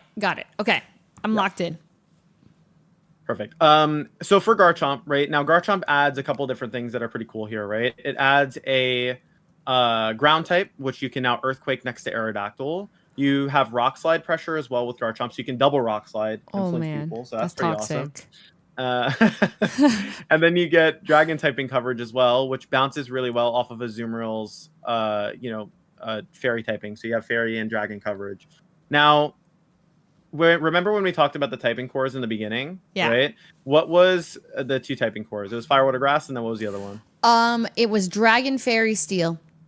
Okay, so what might help us round out this team defensively and also give us good offensive coverage that would probably support us well into some of the things that maybe, like, for example, fairy types right now, we don't really have anything that's super effective into fairy types, or at least can sit in front of it, right? Steel. So We need a steel Okay, type. perfect. Right. So then let's think about like some steel types, right? Like what are some steel types that immediately come to mind? And if not, I can pull it up. Caludon, Aggron, Metagross. Oh God, who else? Tinkaton. Who else? That's all. Wait. No, wait. Let me think. There's more. There's is there like a really good one that I'm missing? Yeah, I would agree with Metagross, but it's not in the game. So. Oh, you're right. You're You're right. right. But Wait. No way. King Gambit. King Gambit's a great one. There was also one more I had in mind actually that no one's mentioned. Wait. Let me think. Bronzong. No, Bronzong's not in the game. Wait. So we mentioned that there was an overlapping weakness to poison on Azumarill and Scovillain, which Steel also helps with, right? Right. But also, what Pokemon specifically was that we were worried about throwing out the poison type coverage? Wait. I remember. It was Sneasler. Oh my God, Sneasler. it's gonna be Corviknight. Okay, that could work. However, we have Tailwind already with Aerodactyl and a flying type. You're right. That's over. Yeah. That's okay. That's okay. That's okay. So, is there a Steel type that can wall out Sneasler completely? Also, provide a new unique typing to the team that maybe can work with Tailwind, and also maybe fills out that Fairy, Dragon, and Steel. Oh my god. Okay, completely wall out Sneasler, but like close combat can like take out a Steel type, right? So, how can it completely wall out Sneasler?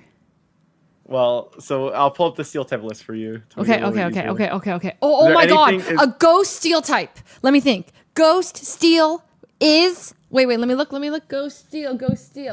Aegislash. Yep, and Aegislash would fit really well here also because what it provides you with is fighting coverage, which your team at this moment doesn't have. Chills. And fighting coverage is really strong into King Gambit as well, because right now your team, it's okay into King Gambit. You have Earthquake, and you technically have Scovillain to redirect with Rage Powder, but having fighting coverage is actually pretty nice. Okay, as well. That's actually sick. I've recently become a fan of Aegislash because of stance change. I've been using it in singles. Mm-hmm. I'm great ball Yeah, no, I by think the way. it's Pretty less- cool. Huh? Sorry, carry on. Yeah, that's pretty good. That's better than me because I haven't even played it. I haven't even played singles. You heard that. So. You heard that. Okay, yeah. You got that on me. You got that. Maybe you could coach me in singles. I got you. Yeah. Okay, Aegislash. Yeah, so we have Aegislash now, right? So let's actually. So what I want to do, which I think is really interesting, because now we've talked about how you fill out your typing cores, right? Right. What is Aegislash weak to typing wise? Ghost. Like, let's just.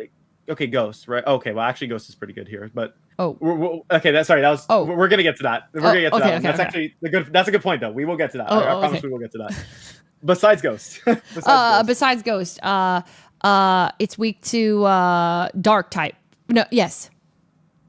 Dark types, right? So, yes. What Pokemon could switch into a Dark type move if it went into Aegislash? It's like if a Dark type's coming at me, what do I want to swap into? Like if a Dark type move was coming at you, what Pokemon could you theoretically switch in that would resist it? A Dark type Pokemon. Right? Oh, well, I was just gonna say Azumarill. Oh, sorry, I'm saying with the type we have. Oh, that I already have. Yes. Oh, yes, this would come in, right? Okay, a Sneasler is now pressuring your Azumarill, and it's gonna get KO'd. What can you go to? Aegislash. Boom. Right. Boom. Or let's say your Garchomp is pressured by an Ice type move. What can you go into? Oh shit! What can I go into? Wait. So who's getting threatened by who? Garchomp's getting pressured by an Ice. Okay. Ice attack coming in. I swap into Azumarill.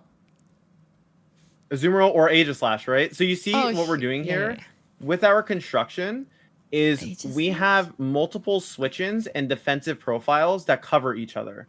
So no matter what you're bringing, you'll always have an option to respond to something. Okay. Okay. This is sick. This is sick. Okay. So we have kept only the Azumarill on this entire team of my original.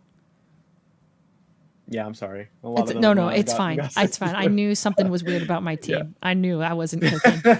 I was severely Yeah, undercooking. no. Genuinely, I'm being very honest.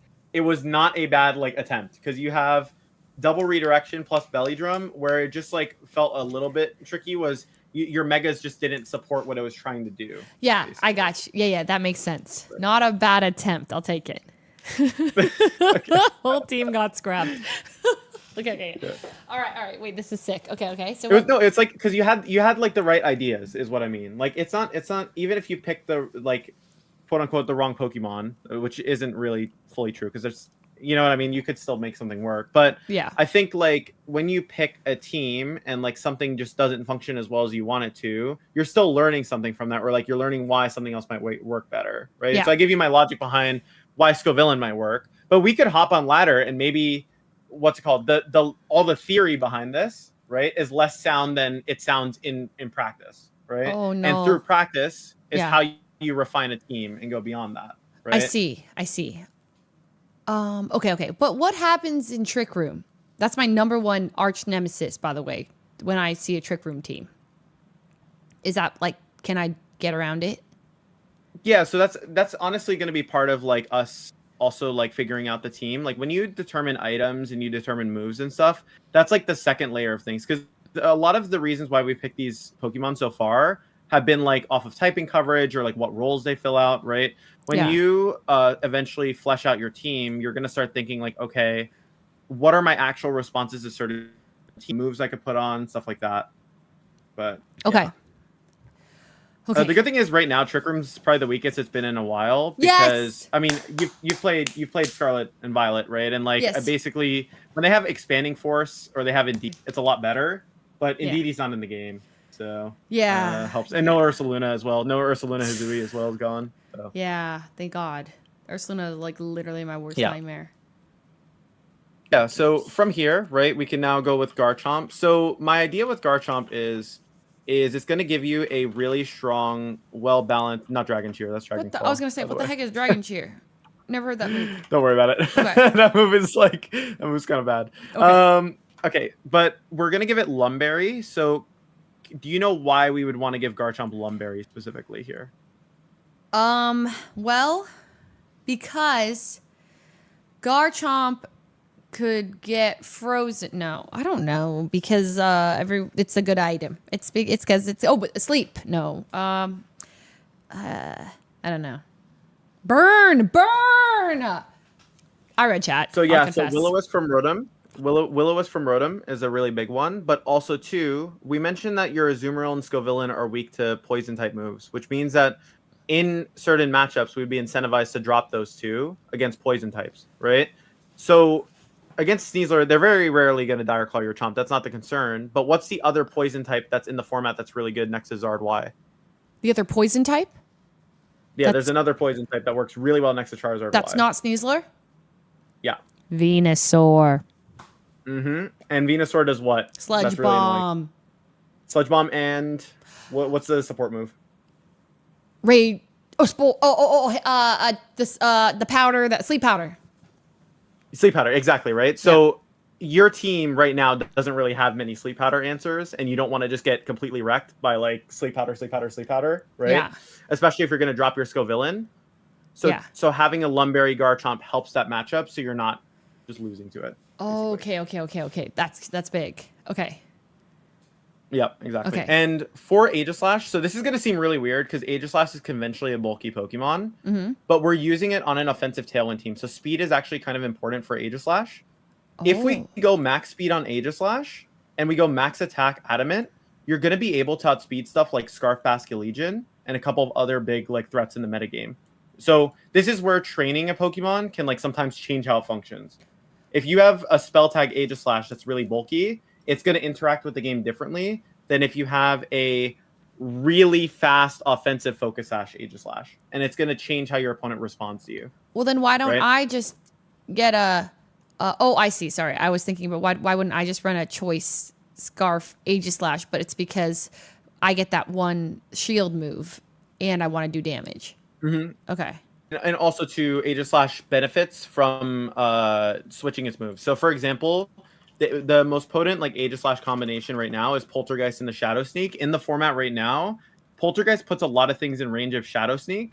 So you're actually going to be outputting so much damage with Poltergeist that you can follow up with a Shadow Sneak. And then it switches between shield and sword form when it uses King Shield, right? So when it attacks, obviously it becomes a weaker form where it takes more damage. Yeah. But because you have Stash, you can play it a little bit aggressively to where it doesn't matter if you change forms because you're not going to die in one hit. Got it. Okay. So yeah, that would be the idea there. How do we deal with the giraffe? Oh, for a giraffe in general? There's a couple different ways you could go about it. So like, let's say like for a giraffe plus what would actually be the question you would ask? So like if it was like for a giraffe plus Incin with Trick Room, for example, right? Our game plan would probably be reliant around like Mega Scovillain, because Mega Scovillain would allow, like, we'd be able to get up maybe a Belly Drum early, right? Get some good damage off with like Giga Drain into Giraffe, and then play to remove for a Giraffe so you can Aqua Jet and Trick Room, for example, right? How do I get rid of it though? It just drops if you get a Belly Drum off and then attack it. With Play Rough. Yeah. Okay. Yeah, if you get a belly, you need a Belly Drum. Okay. I get a Belly Drum and I get Play Rough and I kill it. Okay. Okay. Right, but I mean that's still a really good question though, right? Like, because the question is like, okay, so what would we do there, right? Yeah. So then your last slot might want to be something that we can at least like think about it, right, or have some kind of counterplay for it. Okay. And I think the main thing that we would probably like work on is, okay, for this last slot, we want something that can maybe help us deal with like maybe Trick Room plus Torkoal, or we can like just think about generally a piece that would work well here. Because to me, immediately what jumped out in my head as like a really good option would be like White Herb Sneasler here, but you do accept that your Trick Room matchup is a little bit worse. And this is just the case with like any team. Sometimes you accept certain things are a little bit harder or worse. The other thing is we could focus a little bit more on that Trick Room route of things. Yes. And think about adding a slot to deal with that as well. That's Imprison Trick Room of my own. That's right. You could run for a draft with Imprison Trick Room. No, that's a legitimate option. I mean, my own. Yeah, because people have run Imprison Trick Room for a draft before. Honestly, what the fun part about team building is that you get to be a little creative. And I actually did leave the 5th slot ambiguous because I wanted to actually have you like, because I know I've been guiding you through it, but I actually wanted to have you try and like logic through a couple different options and then pick what you felt like was best. And then we'll try that. And if it doesn't work, then we can adjust that slot as we're playing. I think that would be good, because then it literally lets you test the idea that you want to use and see why it does or doesn't work. Incineroar? No, that's crazy. We don't need Incineroar. That's a... Honestly, Incineroar is not even that bad. You could have Incineroar on the team, and it's like always good. I feel like it's gotta be. Well, okay. I won't lie. Like mentally, the Trick Room game. It's like when I see it, I feel like my mental breaks a little bit, and if I feel confident when I see a Trick Room situation, I feel like that might be good to kind of lean into countering it more. But in terms of typing, like, is there something I'm just blatantly weak to right now? I'm trying to think. I could give you some Pokemon that look a little scarier. Meganium potentially, but you have Scovillain, so it's probably okay. But Meganium, if it gets in the right, you have Scovillain and Aerodactyl, but I'm saying outside of your Megas, Meganium puts on a lot of pressure on the Aegis Slash, Garchomp, Azumarill, right? Although Meganium's a little bit less frequent, so you don't have to worry about that as much.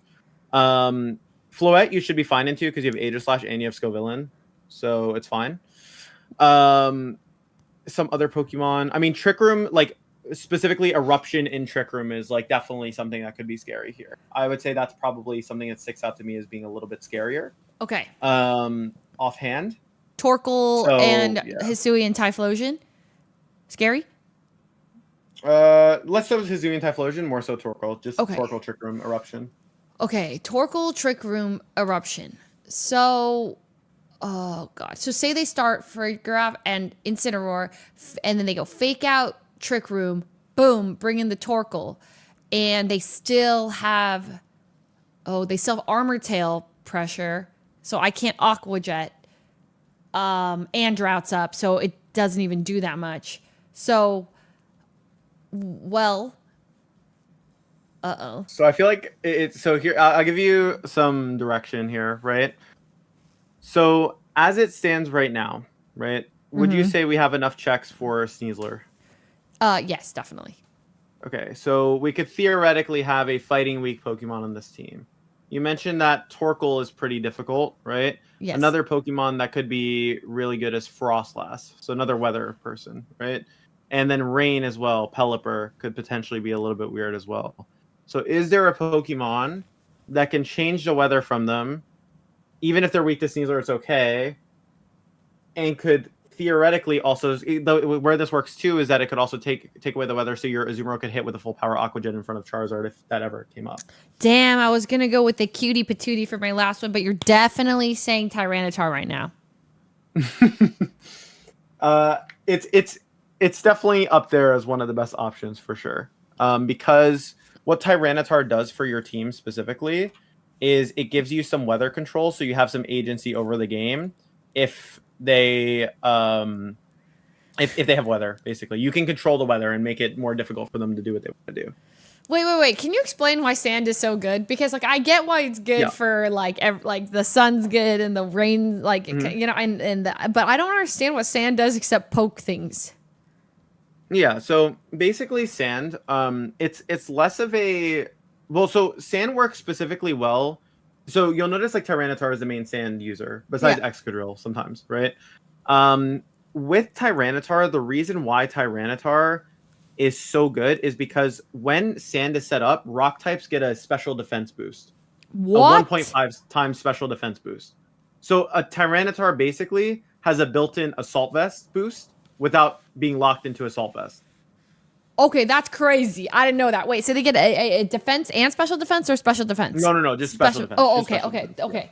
Wait, okay. Built-in assault vest. Okay, that's crazy. Yeah, when it has weather, when it has like Sandshrew. And Aerodactyl benefits too. Yeah, exactly. So Aerodactyl would also gain. We beat the game. Well. This is it. Yeah, this is it. We win. Yeah, and then the other part that I think is really good about Tyranitar is, well, you get 3 Rock Sliders. So. Wait, no way. You're gonna do Rock Slide on Tyranitar too? Oh yeah, 100%. Oh, 100% we're running Rock Slide on Tyranitar. 3 Rock Sliders. Okay, I'm in. That's tilting, if anything. That'll break their mental and their sash. This is it. It's just mental warfare with Rock Slide. This is big. Right? This is big. Okay, I like so it. We can talk a little bit about the item choice on Tyranitar. So Aegislash's sash is actually not bad here as well. You could also make the option. This sounds a little crazy. You could go with Sash Tyranitar, so it can sit in front of a Sneasler no matter what and always survive a close combat. Ooh. And then what you could do is you could do Aegislash with Spell Tag, so it gets a stronger Poltergeist and Shadow Sneak. So you actually have some good options there between your items. Okay. They said, Coach, what if we went with Sandvale on the Chomp? You could. There is a really goofy set that you can run, which is Bright Powder Sandvale. And the way Sandvale works is when Sandstorm is up, Garchomp gets an evasion boost. Its evasiveness is 1.25, and when you stack that with Bright Powder, they there's like less accuracy against them as well. Oh my god, that's actually awesome. So if Sand is up, they actually, like, let's say they click Sleep Powder into you, it's probably around like 50% accurate. But the trade-off would be is that like Lumberry would just be a consistent way to always deal with it. Would basically be the trade-off. Oh, 100% move becomes 72%. Is that true? Something like that. Yeah, something like that. It's like it's in the 70s for sure. Wow. Okay, but that would be like that'd be okay. I see. But we'd probably prefer Lumberry because of the Will-O-Wisps going around. You say you like gambling. Oh, that sounds pretty fun. I'm not even gonna lie, that sounds pretty fun.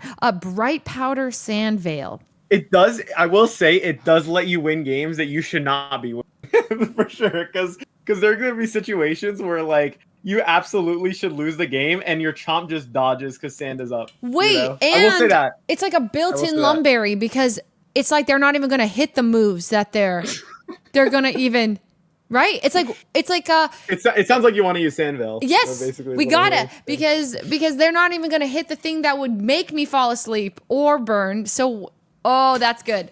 That's good. But then we have to bring T-Tar every time. Well, not necessarily. Chomp is an independently good Pokemon. Like the idea is that you like when you build that. Well, that's partially that's why I was encouraging you to use Lumberry actually because technically you can it makes it Chomp more viable when you don't have Sand active, right?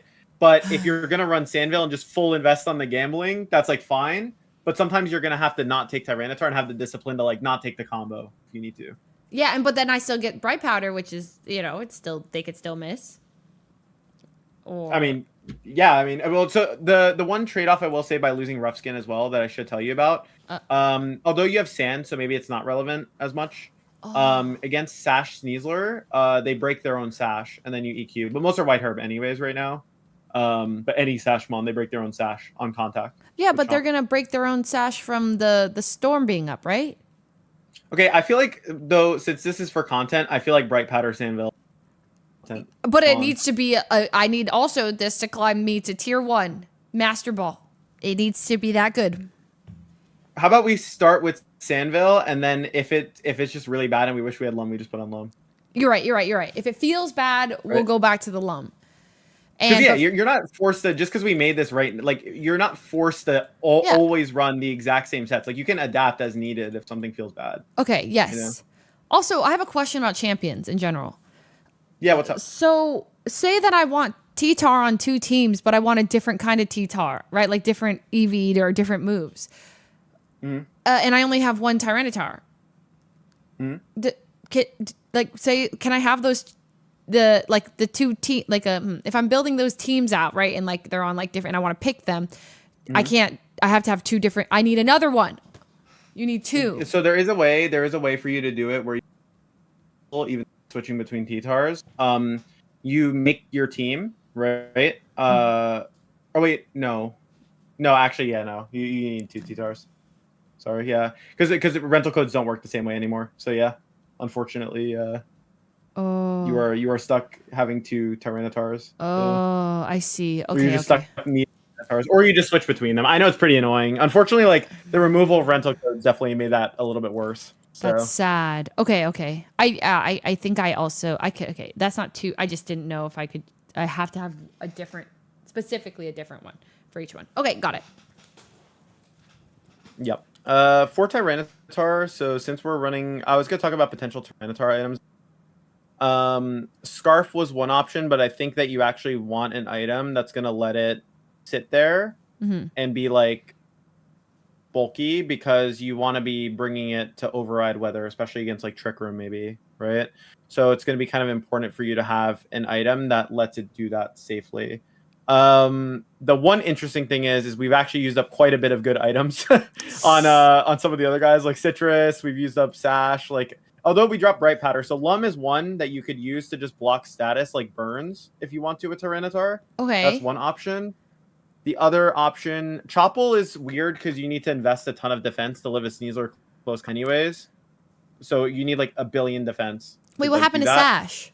Wait, Sash is on AG, yeah. I mean, we could go spell tag AG, but I think that Sash is kind of nice on AG in this format. Okay. The other option is that we do go spell tag because spell tag's good into Floette. So we could do that. I think that's fine. We could go Sash here. Okay. Go we could do spell tag on AG then. Okay, because I often forget about typing when I'm panicked, and a lot of times I just get hit by a 4x effective thing, and Sash would probably be good for those moments. Yeah, so we're still going to make it, like, it's going to be a little fast, but we're still going to have it a little bit bulky, because Sash is going to come into play when you get, like, close combated, but you're still going to be able to take multiple special hits with Tyranitar, right? Okay. So that's going to be part of it. I haven't even gotten into EVs yet, I guess, with you, but that's something we'll probably get into next. Okay. So EVs are, I will admit, like, a lot of people just copy EVs because it can be like a little bit complicated to explain because you do need to know what Pokemon are in the format, what you need to calc for, like that kind of stuff. Yeah, I'm down to copy someone's it, homework. Oh, sorry, and carry on. Yes, go on. No, you're fine. It's no problem at all. To break it down on a very like basic level, there's like 3 questions you usually ask yourself when you're EVing, right? The first question I always say is like, what is the speed tier you want, right? So like, how fast do you need your Pokemon to be? Because that's a non-negotiable stat. Either you're faster than something or you're slower than something. Okay. Right? You can't you can't like that's not a negotiable stat. It's either, I mean, with modifiers obviously, but generally speaking, you can't change that whether you're faster or slower than. Right. Right. The second question would be then, is there any particular like damage rolls you need or like calculations, whether it's surviving something or hitting something? That's like the next question you'd ask yourself. Yes. And then the last question would be any like optimizations and stuff. I don't want to go too into those because there's like, it gets really, really like nitty gritty with the math, basically. Yeah. But for example, like if you had optimizations will matter, for example, for Azumarill. So because Azumarill is using Citrus Berry, the way Citrus Berry works is it procs at 1/2 of your health, right? Yep. And it restores 1/4 of your health. So you want a number that's divisible by 4 and 2.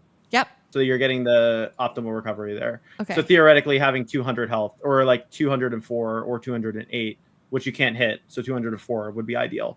Oh. So that exactly, because if you were like, let's say you use Belly Drum and you had 205 HP, when it divides by 2, it's going to actually leave you 1 point above the proc. So you won't get the proc from Citrus. Oh my God. Okay. That's crazy.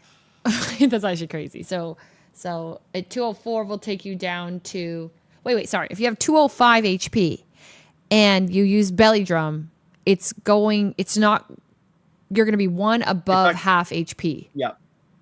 So let's say we divide 205 by 2, right? Obviously, you're going to get 102. The way Pokemon works is the math always rounds down. Oh, okay. So instead of rounding up to 103, it's going to round down to 102 HP taken from you. Oh, hell no. So you're going to be at 103 HP, which is 51%. So it won't proc. You won't proc the Citrus because you're not at 50%. I see. So 204 because 208 can't. It's too high. Why not 20? Oh, because 206 is divisible by 4 and 2. Right? Wait, say that one more time. Sorry. 204 because it's the highest number that's divisible by 4 and 2. Yes. Okay. Yes. Okay. Yes. Sorry.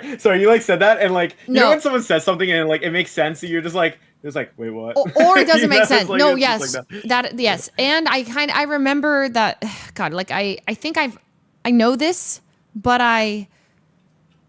sometimes I have short-term memory, so I'll learn things and then I'll know them for a month or two and I'll forget it. Like, what happened is I was at a tournament.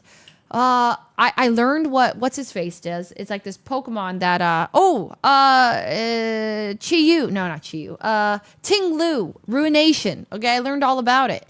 And then during the tournament, I looked at that move and I was like, what does that do? And I had no clue and my brain just went blank. And I was like, great. I knew it at one point. So it's like I have to relearn things sometimes like 3 or 4 times to like really know them.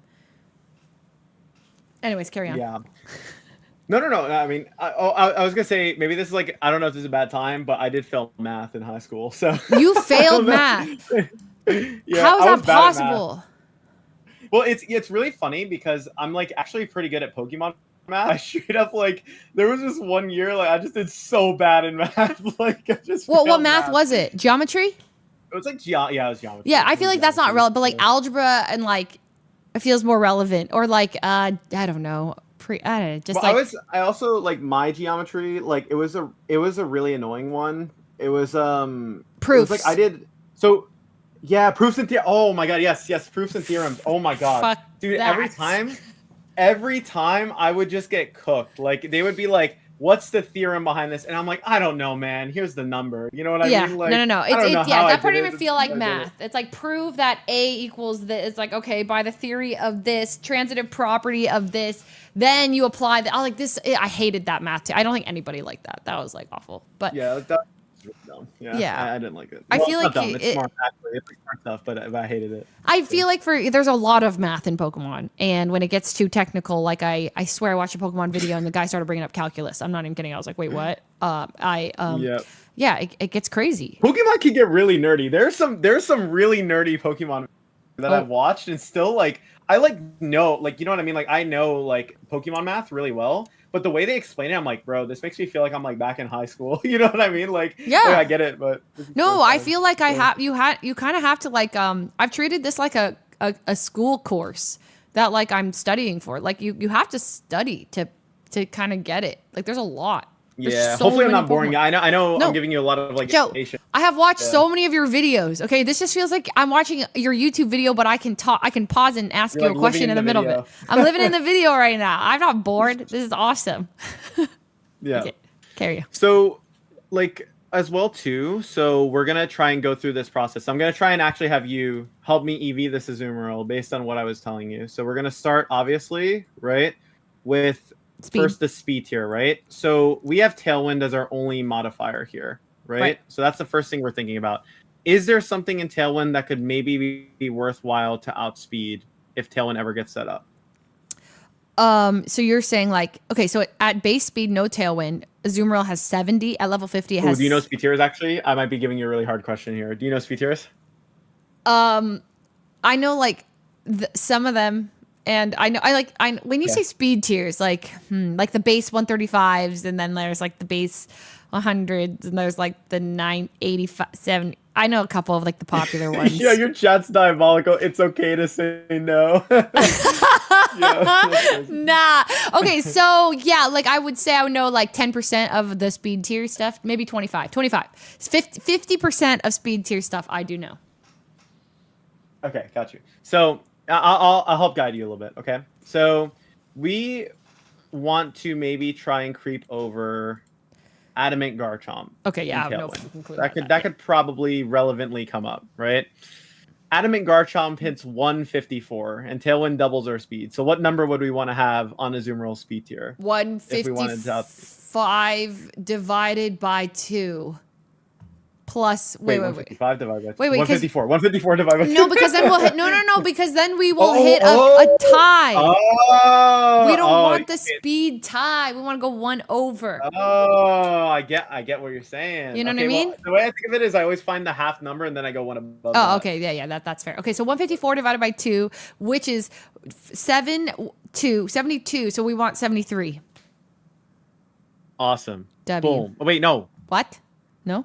Is that No, bad? because 154. Oh my God, we both would have failed math. What? Wait, no. Wait. 154 divided by 2. Oh, wait. 154 divided by 2 is 2 into 154, no. which is 7, 1, 4, 1, 2. 6. 6. You said it. 76. You said it with so much confidence. I was just like, "Yep, exactly." And I was Sorry. like, "Wait a second." I was like, hold on. 77. Yo, we both need to go back to class. Yeah, that was bad. I terrible. was a Yeah, math that was tutor. bad. That's actually hella embarrassing. No, you're good. Okay, so we need to be 78. What? No.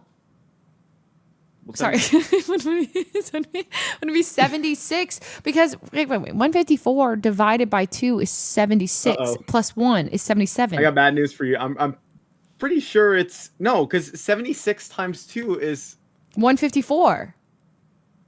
no, and there's what? No, wait. Really? It's 150. No, that hits 152. If you multiply, because if you multiply. Wait. 150. Okay, you're trolling me. You're trolling me. It's because I need a pencil. 154 divided by 2 is 714. Oh, 77, 78. You're right. Yeah. 78. W troll. That's actually my bad. That's my bad. I was really confident too. But yeah, you're right. Okay, so 78. 78. I like how we just talked about failing math, and you're like, yeah, I'm a tutor, and they just flipped around. It's like we were just like, yeah. Yeah. Okay. It's been. I need paper. Once I'm on paper, I'm invincible. So this takes out this will help us speed creep. Is that what we say? We speed creep the Adamant Garchomps. Yeah. So in Tailwind, we'd be faster than Adamant Garchomp. Wait, question. Yep. Like, I understand why you're like, okay, a couple things. One, how am I supposed to learn all of the speed tiers? And how many speed tiers? Okay, two, how many speed tiers are there? And three, why are you worried about Adamant Garchomp? About like, why is that the thing you think of? Rather than like Jolly Garchomp is your question, right? So there's like I think of it as like return on investment, right? So like your goal with the Azumarill is you want it to sit there, set up the belly drum, do damage, and get a bunch of knockouts, right? At some point, investing in speed gives you lower return because you're covering for less possible things. So Jolly Garchomp is rare in this format because most Garchomps are going like very bulky adamant. So by covering for the higher, like let's say it was a chart, right, of like which Garchomps are common right now. Sure. Probably Jolly Garchomp is like around like 20-30% of usage. And you're so instead of covering for something that's like only 20-30% of usage, you'd rather invest those points into like your attack, where being max attack, you're doing more damage across every game, is like better. But why do we care about Garchomp? Like, why is that the question? Like, why Garchomp? I see what you're saying. Like, why do we care about it? Yeah, if you Tailwind, you can just play rough and kill it. Yeah, it's like not that big of a threat in my eyes, and yeah.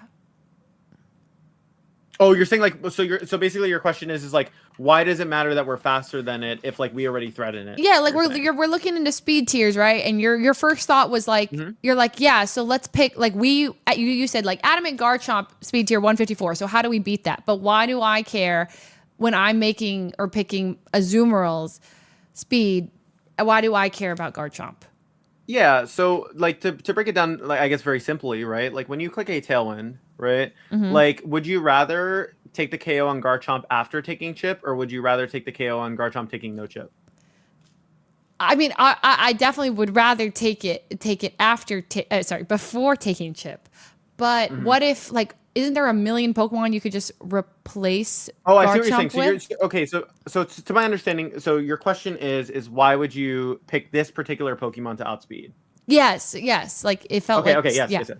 It's usage. It's just simply usage. If you're looking at like how often are you going to hit a Garchomp in a game?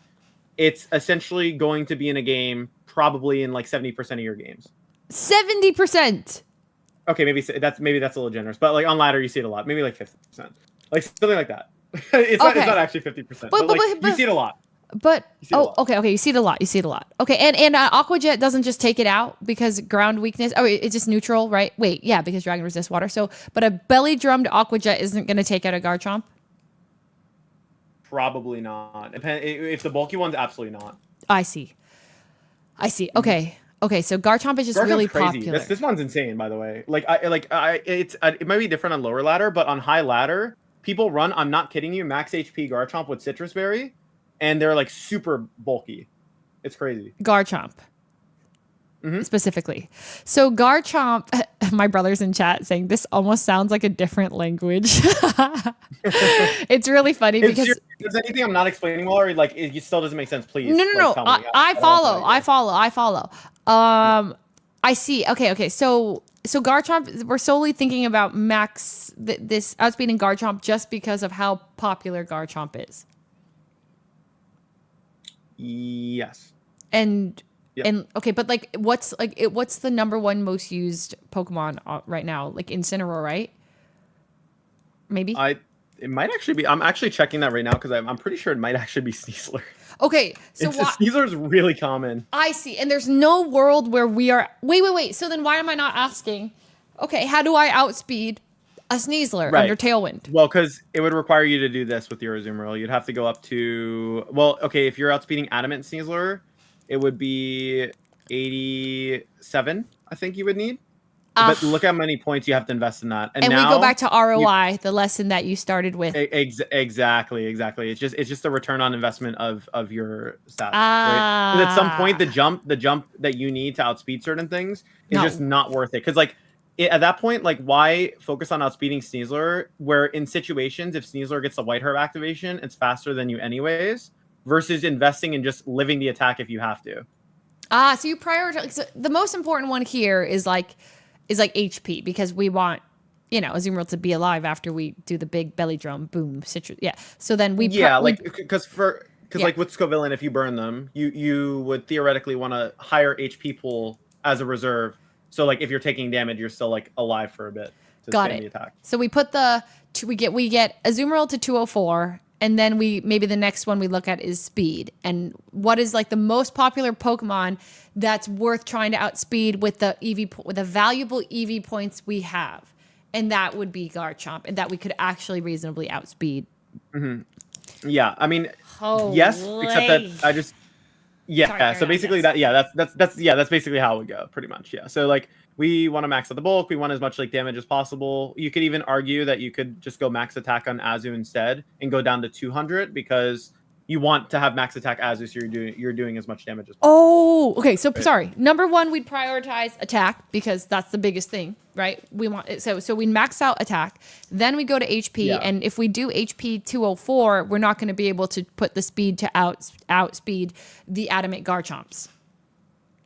So we just sacrifice a little bit more to a little bit of HP, yes, but you still have bulk. But you still have bulk on the HP, so it's like okay, right? Okay. Like yes, like this is enough where Azu will survive for sure. It will be able to survive stuff. okay. So Okay. W, I love it. Okay. All right, big. So Scovillain is an exception to the speed tier rule because Scovillain is here as a supportive tool. It is meant to just completely redirect damage. It is meant to just take hits, right? To protect our Azumarill. So the way we would focus on training this is actually more defensive rather than offensive. Got generally. it. And Rage Powder is priority, right? Yes, Rage Powder is priority. Okay. So priority brackets is a whole nother thing. I don't want to like over. No, I understand priority brackets. I get it. Okay, perfect. Yeah. Perfect. Yeah, but like Rage Powder is going to be going before everything except for I think extreme speed's not relevant here, so you don't have to worry about it. Extreme speed's like fun. Yeah. Okay. But yeah, generally speaking, yeah, you can redirect pretty much every attack. So I would want to put all my. Okay. Here's the other question. One thing too that is a good call from the chat. Rage Powder will not redirect Fake Out. Fake Out will still go into your Azu. If you're because Fake Out has higher priority than Rage Powder. Yes. +3 versus +2. Yeah. Yes. Okay.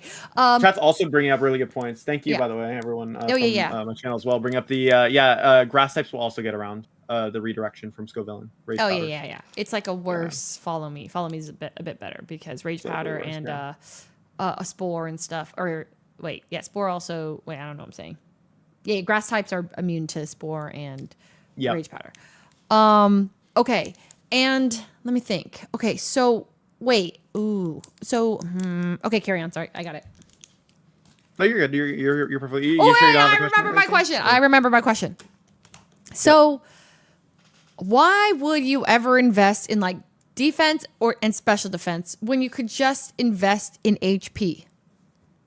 Oh, you just lobbed me an excellent question. I love answering this question. Okay, so in Pokemon, right? When you look at increasing the bulk of a like Pokemon in general, right? You look at the stats that are strongest. So like let's say a Pokemon has 150 defense, like base defense, right? And 150 base special defense. Sure. But 65 HP, right? At some point, the return on investment of investing into its defenses that are already high is going to give you less return than investing in the HP.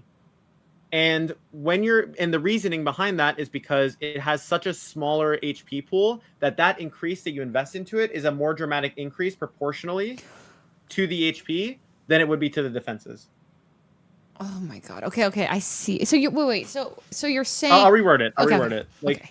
Okay. So for example, I'm gonna give an example from a Pokemon from 2017, right? Okay, yeah. I'm gonna explain how the Pokemon work to you, right? So Kartana is a perfect example of this, actually. I think it's the best example of this min-maxing stuff. Right? Okay. So look at Kartana's stats, okay? 181 base attack. Yep. 131 defense, 109 speed. So when people were running Assault Vest on Kartana back in 2017, 2018, right? When they invested in it, they invested into its special defense entirely. And then if they were going for like more bulk, they were going into HP. And then they would have a little bit of attack or speed depending on what they wanted to do. The reason why they would do this is because even though you see how it has a super weak special defense stat, if you let's say you were just like, okay, I'm gonna max out the HP, right? Let me pull up a calculator for you so you could just see the difference in the calculator. We're gonna go to this number. It's just Kartana is just a perfect example for this because it's literally just the most min-max spawn ever. But like, okay, let's take for example, I'm thinking of an attack from that format. Okay, a Mega Gengar Shadow Ball, right? So Gengar Shadow Ball, right? Okay, so look at how much Shadow Ball will do into Kartana if you just go max HP. It does 68 to 81%, right? Okay. Now put the HP to 0 and put it all into its SPDF. It takes 51 to 61%. You've cut down the damage by about like 20%.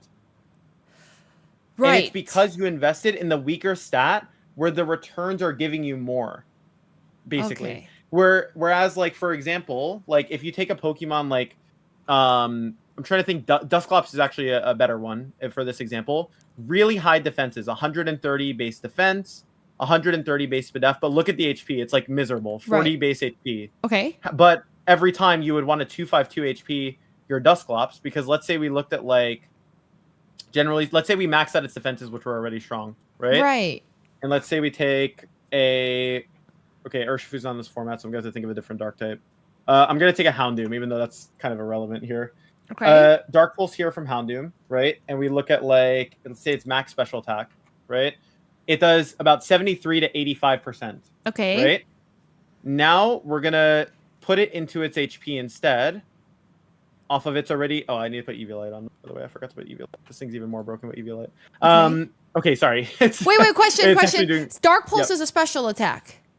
Yeah, special attack. Okay, attack. So okay, got it. Okay, so Dark Pulse is only calculating when it attacks. The defense stat is irrelevant, right? It's just not even in it.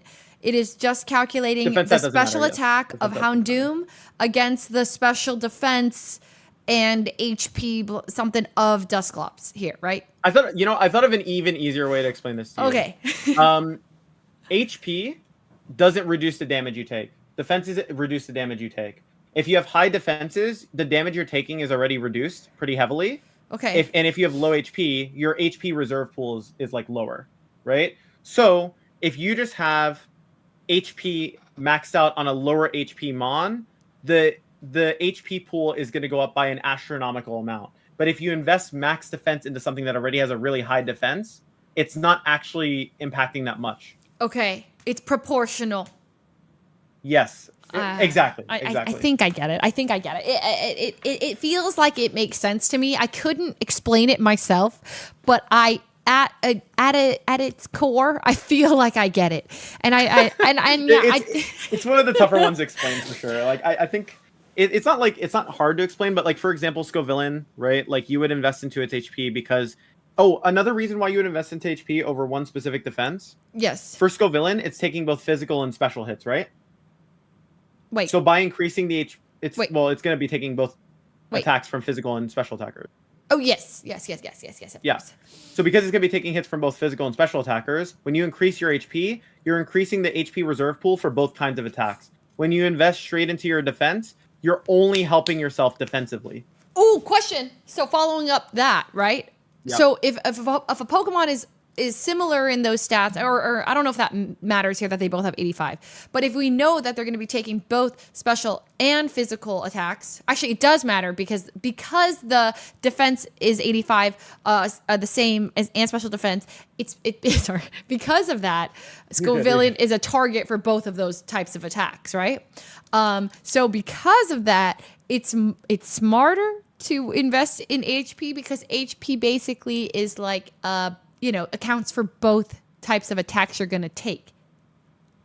Essentially, yes, because you're saying you're taking both physical and special hits, so investing in HP comes up more because it's going to be helping you in both cases, yes. Yes, versus like Blissey. Wait, I don't know if this is a good example. Blissey has what, really high special defense? Mm-hmm. Okay, and like, I don't know the Blissey's defense stat, but like because Blissey has super high... It's horrible, by the way. Yeah. It's funny, you mentioned one of the lowest defense Pokemon in the game. Like physical defense, yeah. But Blissey's special defense is really, really good, right? right? Yes. Okay, so because of that, like Blissy's not taking any special attacks. Nobody's attacking Blissey with a special attack. So Blissey is I see. So does Blissey that would invest into its defense. Yes, defense? Blissey would invest into its defense, so it And- doesn't get absolutely obliterated by like a breath of fresh air, basically. Got it. Versus like if you put that all into HP, the the little poop on the special on any physical attack, it's like it doesn't matter. Like it's Someone in your chat actually put it really well. They Okay. said the higher the base stats, the lower return on investment for EVs. Basically, that's essentially how you could word it. so if you have something really low, it's better. It's usually like that's kind of almost like their weak point. That is their weak point. If it's relevant. So for example, we don't care that Scovillain has a bad base speed because we're not using its speed. It's just meant to redirect. Okay, got it. If it's relevant, yes. Okay, so I totally get it now. Actually, I think I could teach it now. Thank you. I get it. Yep. Thank you, chat, for the thank you. assist. I appreciate that. I know. I genuinely understand. That makes a lot of sense. Okay. And and it's why Incineroar actually is so good with Assault Vest, because Incineroar's special defense is its lower stat. Am I right? Wait. Say that one more time. Sorry. Yes. No. That's actually my bad. So Incineroar is so good with Assault Vest because Incineroar's special defense is the lower one. So right, so like it's like account, it's like helping it now it's just bulky all around. Or I guess a better way to phrase what you're saying is Incineroar invests more in defense with Assault Vest because Assault Vest already compensates, or like it already gives it a lot of special defense. That's what I was going for. Yeah, Yes, exactly. Yes, yeah, exactly. Yes, exactly. Yeah, Okay, yeah. Okay. So you get it. Yeah, you get it. Okay. Yes. Yeah. So for Scovillain, we're gonna go bold here. Bold is just going to let it take physical hits better. We mentioned that it can take hits from both physical and special, but the reason why we want to invest more in defenses is because it's going to make it harder for physical attackers to break through us if they're getting burned, and we have a lot of defense. So it's just really obnoxious for them to break through. If you put more in defense. Yes, because if you're already burning them and cutting their attacking damage in half, right? Yeah. Like you're cutting their move base power in half, actually. That's what burn does. It cuts the physical move base power in half. You're making it very difficult for them to break through your Scovillain. So being more invested in defense is a little bit better because special attacks are already going to like be slightly better in the Scovillain anyways. We're still gonna have some special investment, so it's not like, frail, like super frail, but you're gonna have more in defense because the burn in combo with a lot of defense will be good here. Got it.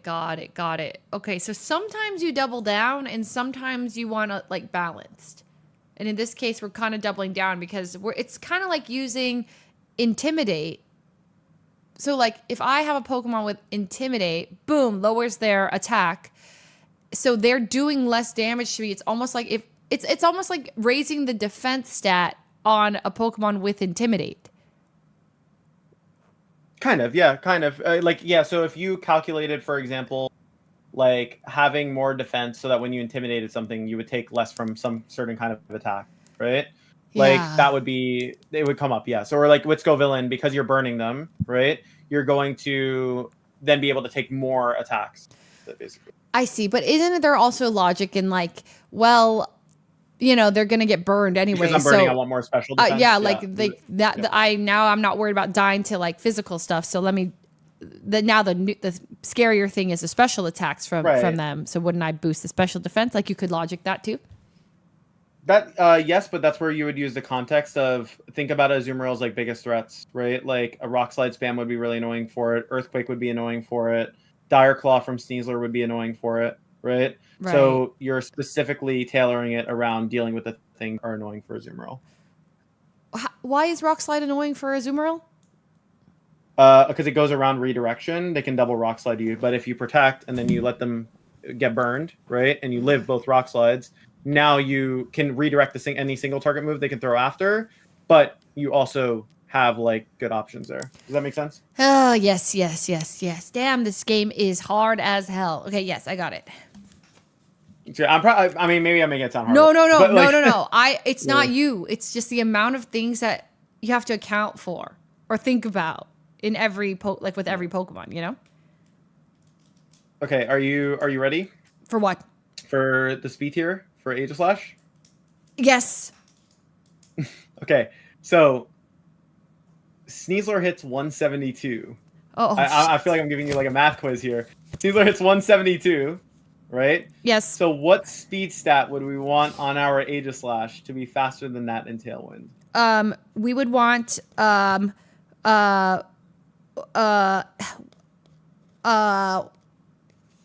87. Boom. Let's go. That's right. That's right. 87 because 172 divided by 2 is 86 plus 1, 87 to make sure we outspeed Sneasler. And Aegislash already has high natural defenses and a weak base HP, so where should we invest the remaining HP? Or HP. But I was gonna say HP anyway. Don't worry. I had that. I had that unlocked. Oh man. Yeah, no, I had that. All right, wait, it's okay. We had the right idea. Yeah. All right. Okay, there you go. And obviously, too, right now we're going through it very simply. Obviously, if you're looking into how a top player would normally be, they would probably be running more specific calcs. But I want to make this as like streamlined as possible for you, so that like if you were doing this on your own, you at least have a general idea of how to make something like decent. Right. So Yes. that's the goal. Okay.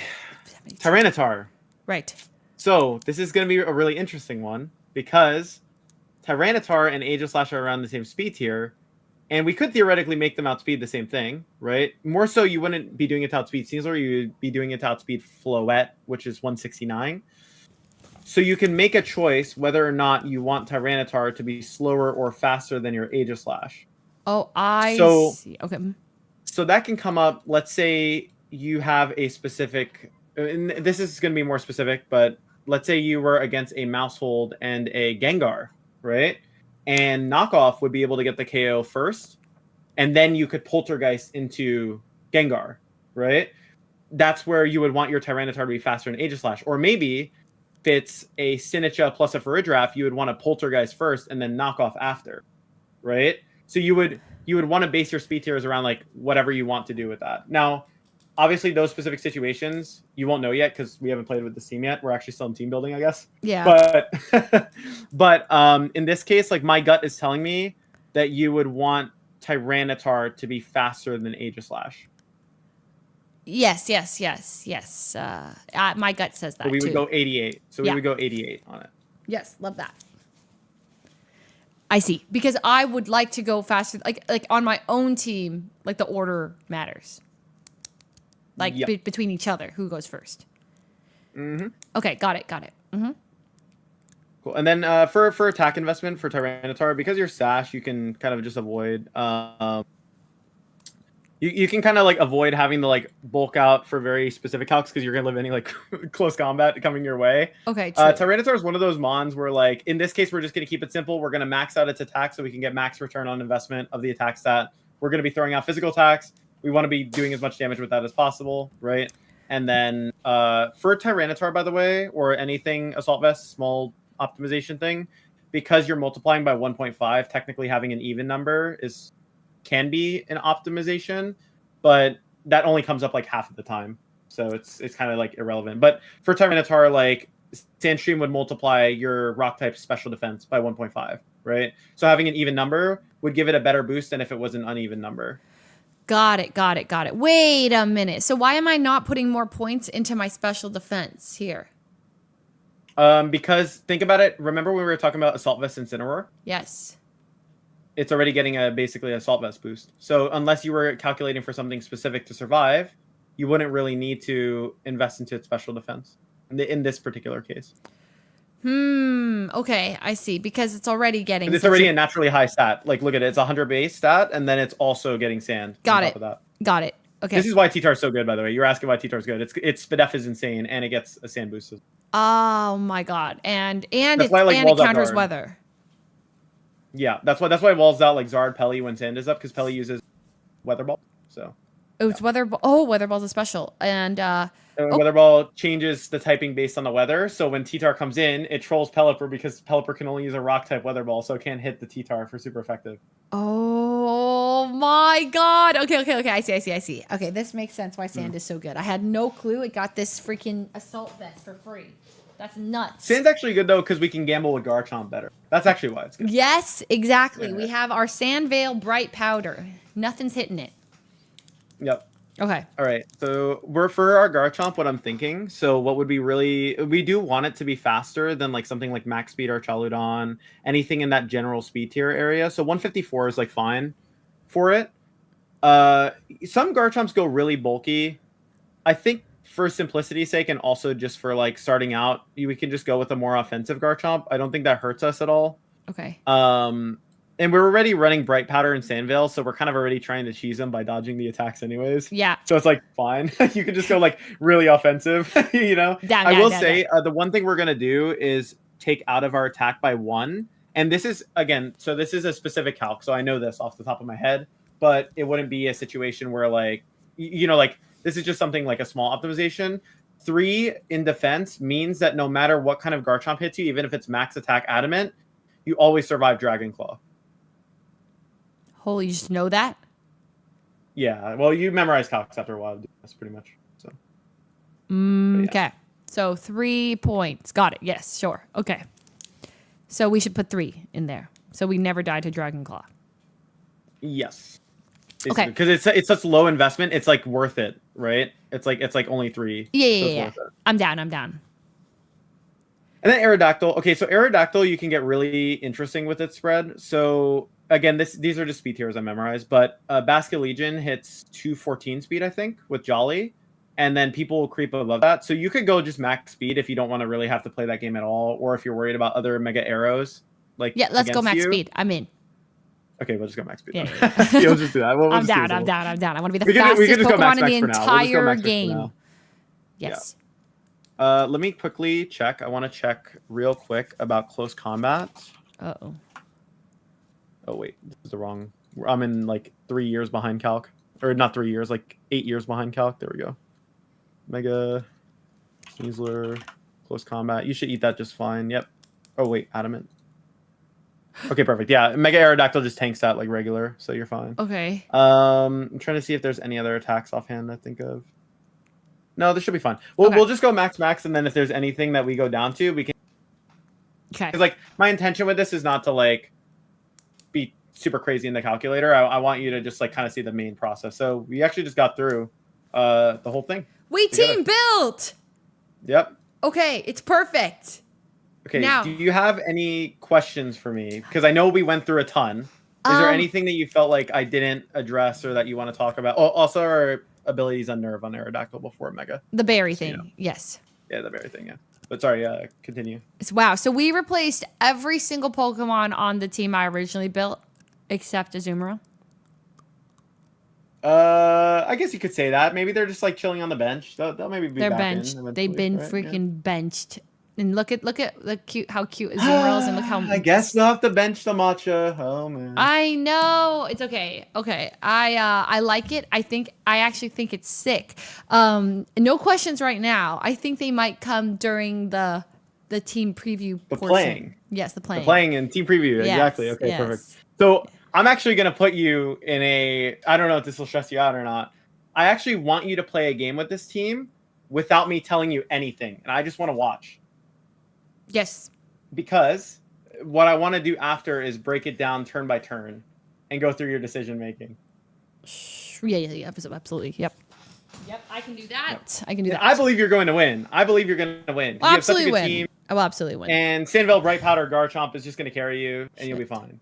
Okay, and before just really quickly, big thing is like, okay, if I see a Sneasler on the other team, right?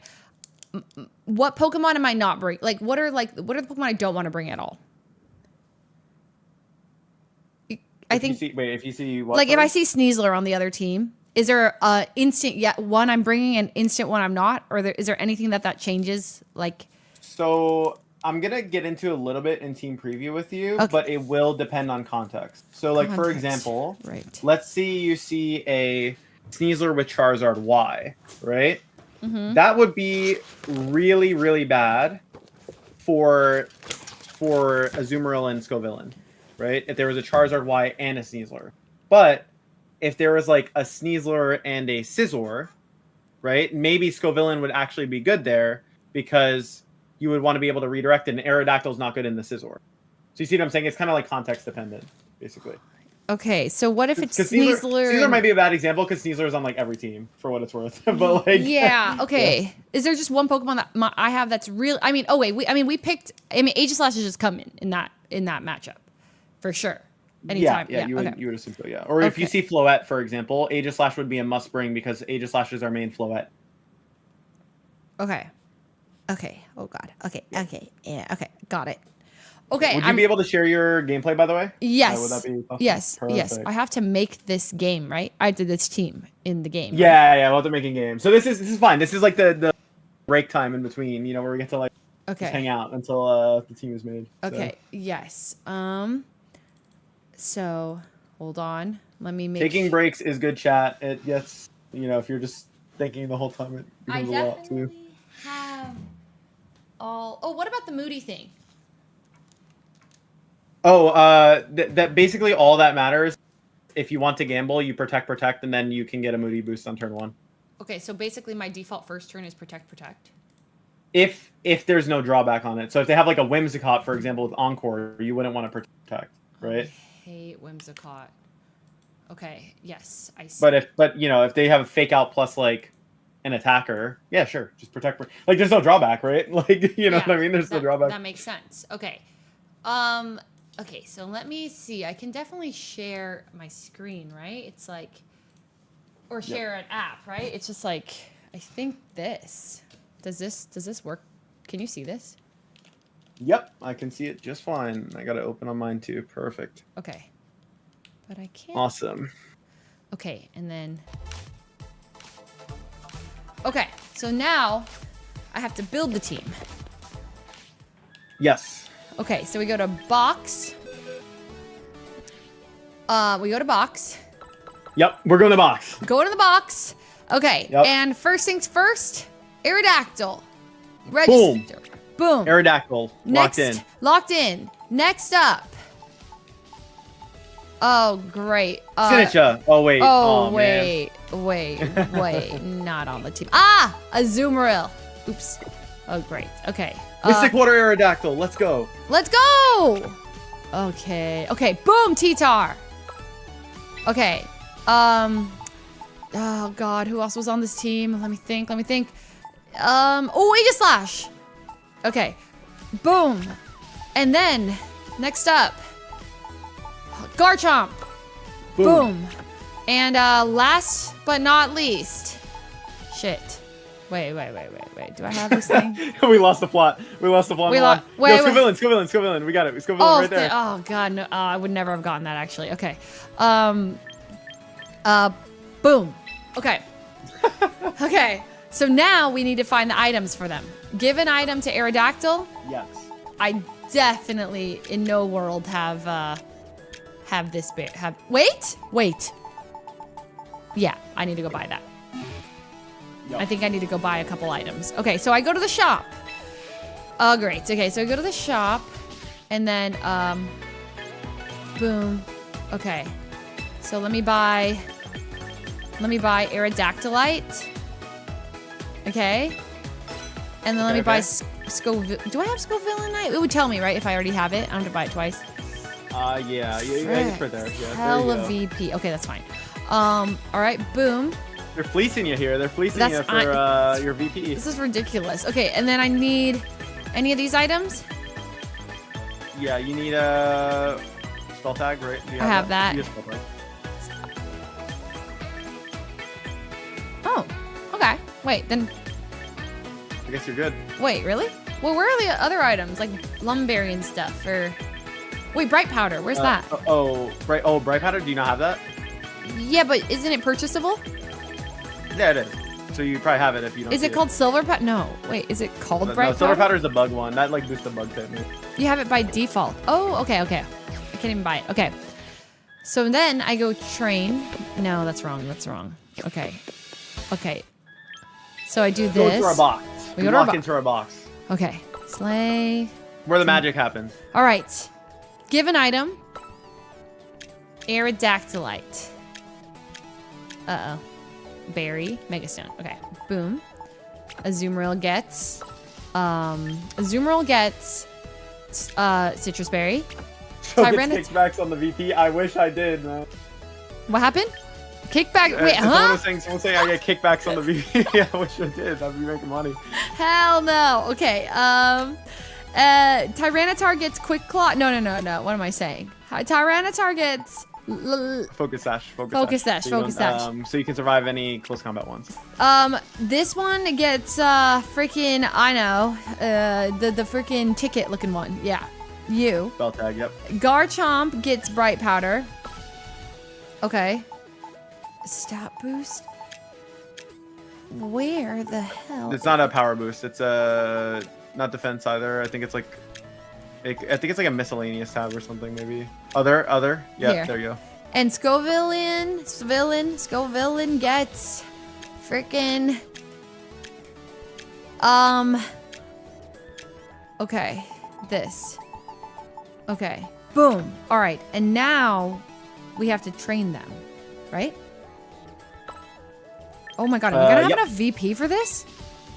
Surely. Surely. Okay. Surely.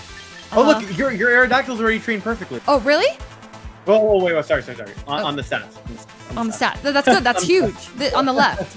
Okay. Pressure? No. We want a nerve. Okay. We gotta scare him. We gotta scare him a little bit. Okay. And then stat alignment. What do we have? Jolly. Because we want to Jolly. be fast, right? Okay. We want to be fast. And And then, then we go dual wing beat over Fire Fang. okay. Oh, this part's the most annoying.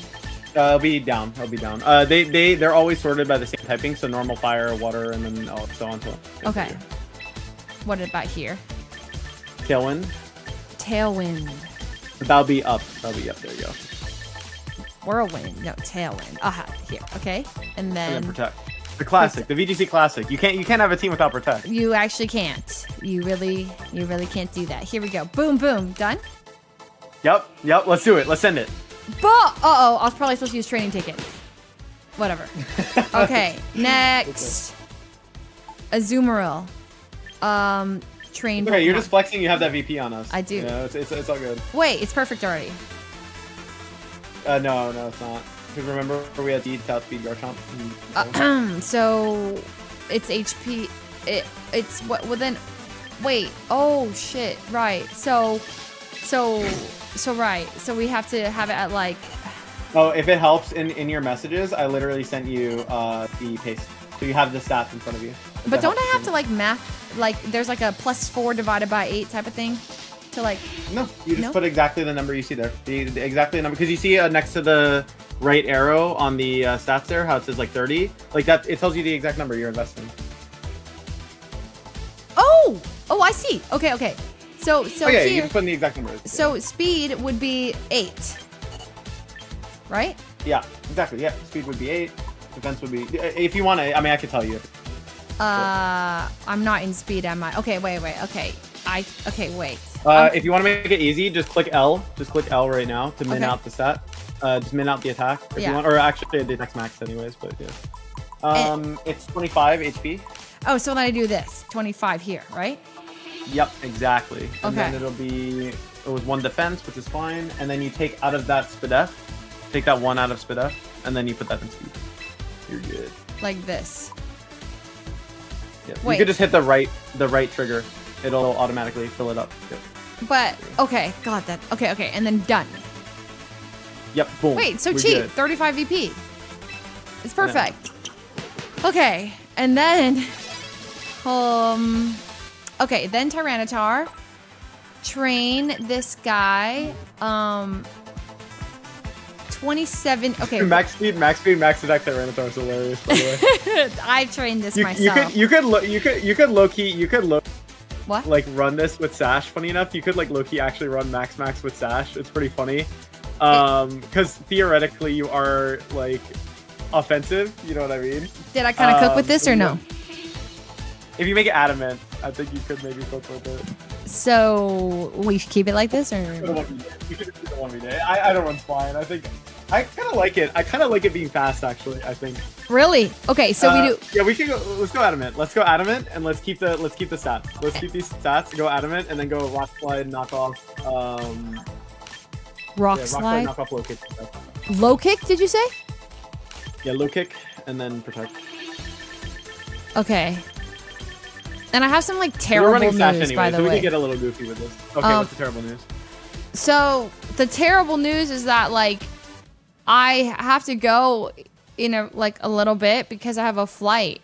Okay. And I'm devastated. Oh my god. Okay. Yeah, because because and I was like, dude, do I move my flight so I could learn more? But like, I probably shouldn't do that because it's a wedding. I have why did I set a hard out? You know, well, it's because it was supposed to be like last time. No, we're still gonna play. I can definitely play a game. Probably 2. Yeah. So like, okay. It's like I think like at 3:45 PT. I probably have to go. That's fine. Yes. I actually do have I have to go out with my buddies for a Korean barbecue. Actually. Oh, you have a hard out too. No, that's fine because mine is a little bit after yours, but that works out perfectly. Okay. So. Okay. So we definitely have enough time for one, and then lessons, and then we can run another one or something like that. Okay. Yeah, Perfect. I think what would be really cool is we play maybe 2 games together. Okay. And then what we'll do for next time is on your own time or maybe on stream, like whatever, you can record yourself playing with the team, and then we can actually do a replay review where I break down the decision making and go over that with genius. you. I'm in. Preview. I love it. Stuff. Okay, Yeah. so then I'll practice with this team. I'll become a freaking legend over the weekend with it as well. Not that I'll be playing this at a wedding, but yes, I'm bringing my freaking Switch. Okay, and then okay, perfect. So this is good for this guy. Yeah, that looks good. All right, Sandstream, bam. Okay. So if you want to hear, instead of me just making you do it without me saying anything, we could just play 2 games. Yeah, we could yeah. just talk over it. Okay, Yeah, that's fine. let's And do then that. and then what we'll do is we'll do the actual review like for the for the next stream. Okay. Or whatever. So. Okay, sounds good. And then for This one needs Poltergeist over Swords Dance. And Poltergeist. You need a little bit more speed. Poltergeist. Okay, which is a physical move. Okay, and then it needs speed. So what do I take off of you? Both of these are a little too high. We go 29 HP. And then we do 30 attack. And then we do 7 speed. Perfect. Yes. You need to be adamant as well. It's yeah, take out the fence. You need to be adamant. And adamant. Okay. Boom and bam. Okay, stance change, we're good. Everything else is good. Should I use train I tickets? think that looks good. Nah. VPCC. Not for that. Yeah. You should be fine. Okay. And then let's see. Garchomp. Look at that. I mean, to be honest, like you could move the 2 from SpDef to HP if you want, but that doesn't look bad. That's actually pretty accurate. Really? So We'll do I it. mean, yeah, it's just the only thing is the HP. Yeah, we could just move the 2 from SpDef to HP. Okay. Oh no, we need the. Oh, sorry, we need the Dragon Claw. Actually, it does matter. We need to take 1 out of attack and then put 3 in defense. I forgot. Yeah. There you Okay, go. like that. Perfect. Yeah, there you go. Yeah, because we love Dragon Claw. There you go. Okay, and then we do I think you have all the right moves, don't you? outrage. Did you have outrage? Yeah, you need Dragon Claw. Yeah, I'm Sorry. running outrage. This is I didn't play realize you this had guy in singles, and I don't know. Yeah, it's down. It would be down. Ah. Because you were on dragon moves before with outrage, where it was. That's dragon moves. Wait, I don't get it. Oh. Wait. Yeah, Oh, I they're get all it. categorized together by type, right? Dragon Claw. Got it. And then rock. Oh, I see. Rock Slide. EQ's good. Yeah, EQ's good. You have EQ. Sorry. Yep, that's my bad. Yep. All right. You're fine. Okay, bam, and then protect. Right. Protect. Oh God. I'm a little slow. Yeah, I am. And so what? Okay, bam. Rough skin. Nah, not rough skin. Sandvale. Boom. Adamant. Is that right? Yes. Boom. Yeah, adamant. Yep, that looks Commence correct. Yep. training. Boom. All right, and then the last one to train is Scovillain. Oh my God, I've never. The used villain. Scovillain. The villain. So ugly. I'm ready. Okay. Scovillain. It's pretty ugly. Oh I'm God, not it's gonna like lie. so This thing is so ugly. I know. Okay, special attack. Wait, this is all wrong. And This is all Okay. wrong. We want it to have maxed out HP. 25 here. Yep. And then we want it to have 9 in Spadef. Boom. And then we And want it bold to nature. be bold. Being Needs to be bold. bold. And ability, moody for the gamble. Then Yep. for the moves, I'll do this faster. We want... Wait, I saw Rage Powder. I saw you Rage just skip by overheat, which is really funny. Wait, I need that too. Oh, Spicy Extract. I Giga need Drain? that. Oh, Giga Drain, Giga Drain. You also, no, Giga Drain. Giga Drain. We need Giga Drain. And then we need Protect. Yes, Protect. And Yes, then we yes, need we do. Overheat. Boom. That was the fastest one we did. Okay. Everything looks good? Commence Yep, training? looks good. I'm going to use training tickets This on could be a one. training ticket Yeah. angle. Yeah, I was gonna say this could be a training ticket. Yeah. Okay. Perfect. Holy shit. Okay, we've done it. Take it. Yo, I'm not gonna lie, your move order is like kind of homeless. like Kind of powder what? first. Look, rage powder. Look, we have rage powder first slot. Is we that have, crazy? We have Giga Drain second. It's just like it's like the most cursed move order I've ever looked at. Like Cursed. just having like rage powder, Giga Drain, protect, overheat. It's so funny. Okay, so how do we... Oh, Protect should be in the... Because I actually don't click my moves on time a lot. It happens a ton. So if I want to swap the move order, how should I do that? You just go to train Pokemon. It's free. It doesn't cost anything. Okay, You click on the move. You click Y, and then you can move it around. like this should be the order, right? Yeah, if you want. I actually never do protect in the first, but I like that's normal. People do protect in the first. I think- Oh, you just left without doing any training. I think it's the same. Really? No Yeah. way. Oh my. Okay, here, like this. And then I go, oh, I have to actually commence the training. Okay, I think that's good. And then what about the other ones? Everything looks pretty good move order wise. Protect I should think be I here. think we're good. I think we're ready. We're ready screw it. to Okay, we're to freaking ruin ready. some people's lives. Okay. on ladder. Here we go. Battle. How funny would it be if we had all this build up and then we just lost the first? We're not gonna lose. We're gonna show it back to back how powerful this is. Master Ball tier. Slay. Okay, yeah, we almost had the wrong team. No, don't worry. Boom. Select. Wait, I should name this team. Oh, sorry. My priorities are not here. Okay, no. Let's just play. Just press play. Don't worry about this. Okay, we'll have time to name it later. Select, and then I'm in. I'm queuing. Okay, All right, we got this. we got Locked it. in. First game. It's time. Okay, It's time. okay. All right. Ah! Poor llama. They don't even Forget know. llama. Okay. Llama doesn't even know what's coming. Okay. So Wait, actually, that's my team. That's my old team. No Funny way. enough. I actually legit think it's a copy of my old team, which is hilarious. Oh, well, so, I mean, what are your thoughts? We can, I think following your train of thought first would be so good. I'm gonna give you a quick way to like easily pick things in team preview. So they have rock slide spam, right? Would you rather an Aerodactyl or a Scovillain take those hits, considering the abilities and stats? Oh, it's Scovillain. Scovillain, right? Okay, Yeah. perfect. So we'll pick Scovillain in the lead. And Azumarill. Then, Oh, no. yeah, Azumarill's okay. I think you can go Azumarill. Yes. You want something that can sit in front. So, like, remember too, there's a Corviknight, so we have to be a little bit with that. Right. At least Aegislash walls it out and can Poltergeist it back, which is fine. So we could go with Aegislash. Wait, right? okay. Wait, it can... Because it walls it out. It walls it out because if they set up defense boost, they can't body press it because it's a ghost type. They can only Brave Bird into you. Right, okay, yep, we're ghost type. Okay, so, okay, body Is there press... Aegislash King Shield or is it Protect? My what? Or did we make it Protect or King Shield? For some reason, I'm worried that we made it. No, it's King Shield. It's King Shield. Yeah. Okay.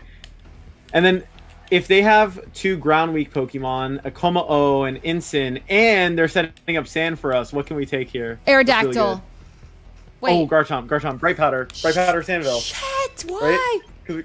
Because we could cheese them. Because we could cheese them with the Sandville. Oh, with plus Bright because Powder. they set up the sand for us. Yeah, they set up the sand for us, and we can Earthquake into their Tyranitar and Excadrill. Oh, right. We don't even need our own Tyranitar when they brought it for us. So what the hell? Exactly. Does this free? Okay. That Como is Klinger Soul, yeah. Okay, LeBron James. Oh Um, shit. Okay. Okay. Here we go. Intimidate. Oh no. Okay, that's fine. So we double protect. There's nothing Okay. that right. We go for the Moody Yeah, boost? so you remember the illegal technique that The we learned, illegal right? tech. Which is We chase this, the illegal tech. Okay. Illegal tech coming Watch out. this immediately just get like a defense drop on the Scovillain. Come on, come Turn on. 1. Defense boost. Wait, we want defense and special defense? We want a defense boost here because they're both physical attackers. Oh, but if they were special attack. Okay. Watch this. Scovillain's got this. 1 and We lock 6. Roll. Hold. Okay. Oh my god, Azumarill is such a little baby. Okay. Fake out. Okay, fake out. Boom. Oh, awesome. See, we beat them out Beautiful. on this play. Oh, nice. Okay. Nice. Perfect. Nice. Wow, they're just going balls to the wall. Special attack. Oh, that's good. That's good? That's actually good. That's actually Really? good. Because you can blow up the Corviknight with Orb Overheat right now. Let's freaking go! Wait, so then do I... Okay, so whoa, we're- I should Mega Evolve? We should Mega here. We Rage- can overheat into the Scovillain, or Yes. not Scovillain, sorry, into the Corviknight? Corviknight. Yes. And then we can go for Belly Drum here. Wait, really? You wouldn't even... This is like... Okay, I love it. I love this. We're not scared. We're not scared. We're not scared! LeBron James can't do anything to us. LeBron Let's James go! cannot do anything to us. Okay. Wait, that's huge. Wait, is Scovillain a special attacker? Well, Overheat's a special attacking... It is a special attacker, yeah. Oh my god. Okay. Boom. Mega Evolution engaged. Yep. Okay. Okay. Uh-oh. That's fine. No, that's fine. Uh-oh. Belly drum. No, we're okay. We're okay. Okay. We're okay. Boom. This Easy. definitely- Corviknight's gone. Goodbye. Boom. Okay. Look at that. Now we just have LeBron. Uh-oh. That's Okay, fine. if LeBron, he doesn't have knockoff, so it's fine. I mean, we get... Because Instant doesn't get knockoff. Oh, we got the free belly drum. We got the belly drum. Oh, let's go. Wait, is it free? Because we're almost dead. Yeah, but we that's get fine. Citrus, We have prior- so we'll oh, be like 25%. We can Aqua Jet once. you know, Okay. It's fine. Okay. And also so like this is kind of a thing with team preview. Remember how we said like Corviknight was kind of annoying for our team? Yes. Because we got rid of the opposing Corviknight, nothing can stop our Garchomp in the back once it comes out. Sandstorm! Because- Okay, yeah. Yeah, because our Garchomp's just like really good there, right? So. Imagine if we forgot to put Wait, Citrus Berry on almost- and we just died to sand. we- That would've been really funny. Oh my god, we're like almost dead. Okay, that's fine. We're good. We're chilling. Okay. Uh-oh, it's back. Okay. Fake So out's I'm coming. gonna teach you some advanced Pokemon technology here. Okay. Ready. Are you ready? So you see fake out, right? And Yep. what do you want to do immediately? Protect. You want to double protect, right? Yeah. But what if we could get more value out of you making turn by switching your Scovillain to Garchomp? So then you have Aqua Jet plus an attack available next turn. So you're because they don't have anything here that can pressure you, right? So you're bringing in the Garchomp and you're protecting your Azumarill as they probably fake out your Azumarill. Yeah. So not only are you getting a good defensive turn, you're also getting in another threat. So you can attack 2 at once at the same time. Okay, you will have to explain that to me after the match again. Yes, absolutely. Because I was there and then it left me. So, but I like where we're going. That's big. Okay. Yeah. Okay, here comes the... I sort of get it. I think... Okay, there's that. Okay. Mega T-Tar. Now we're gonna dodge everything. Too. They're not ready.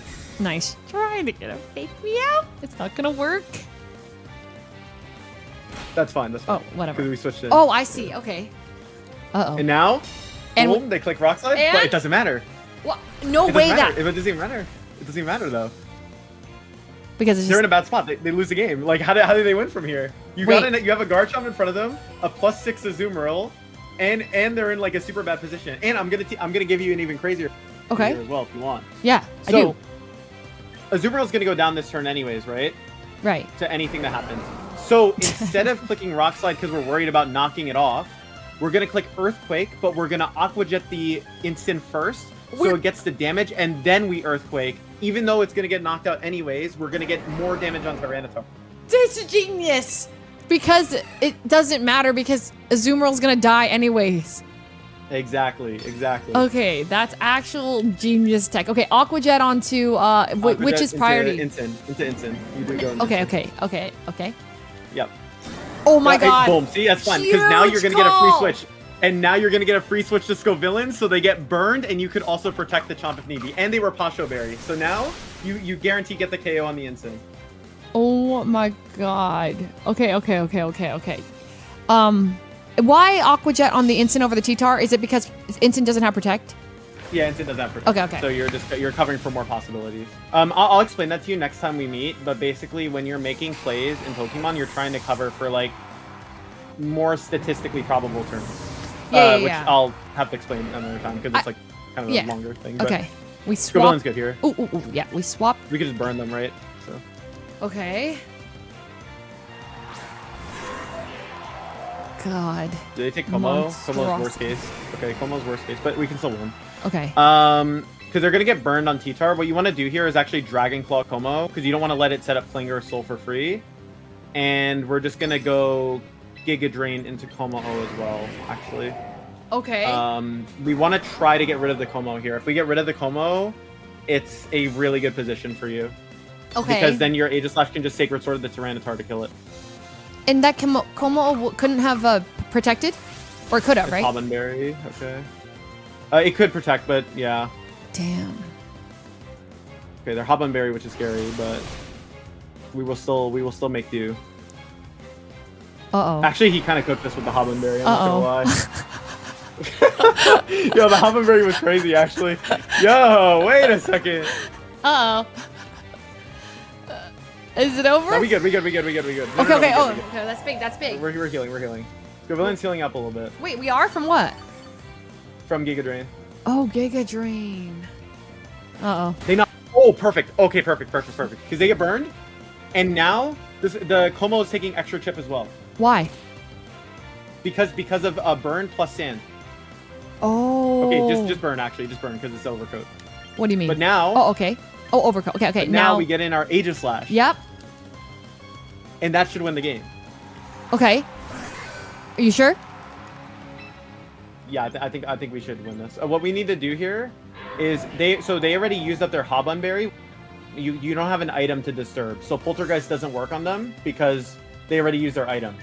So you need to Sacred Sword into the Como here, and what we're gonna do is actually protect Scovillain.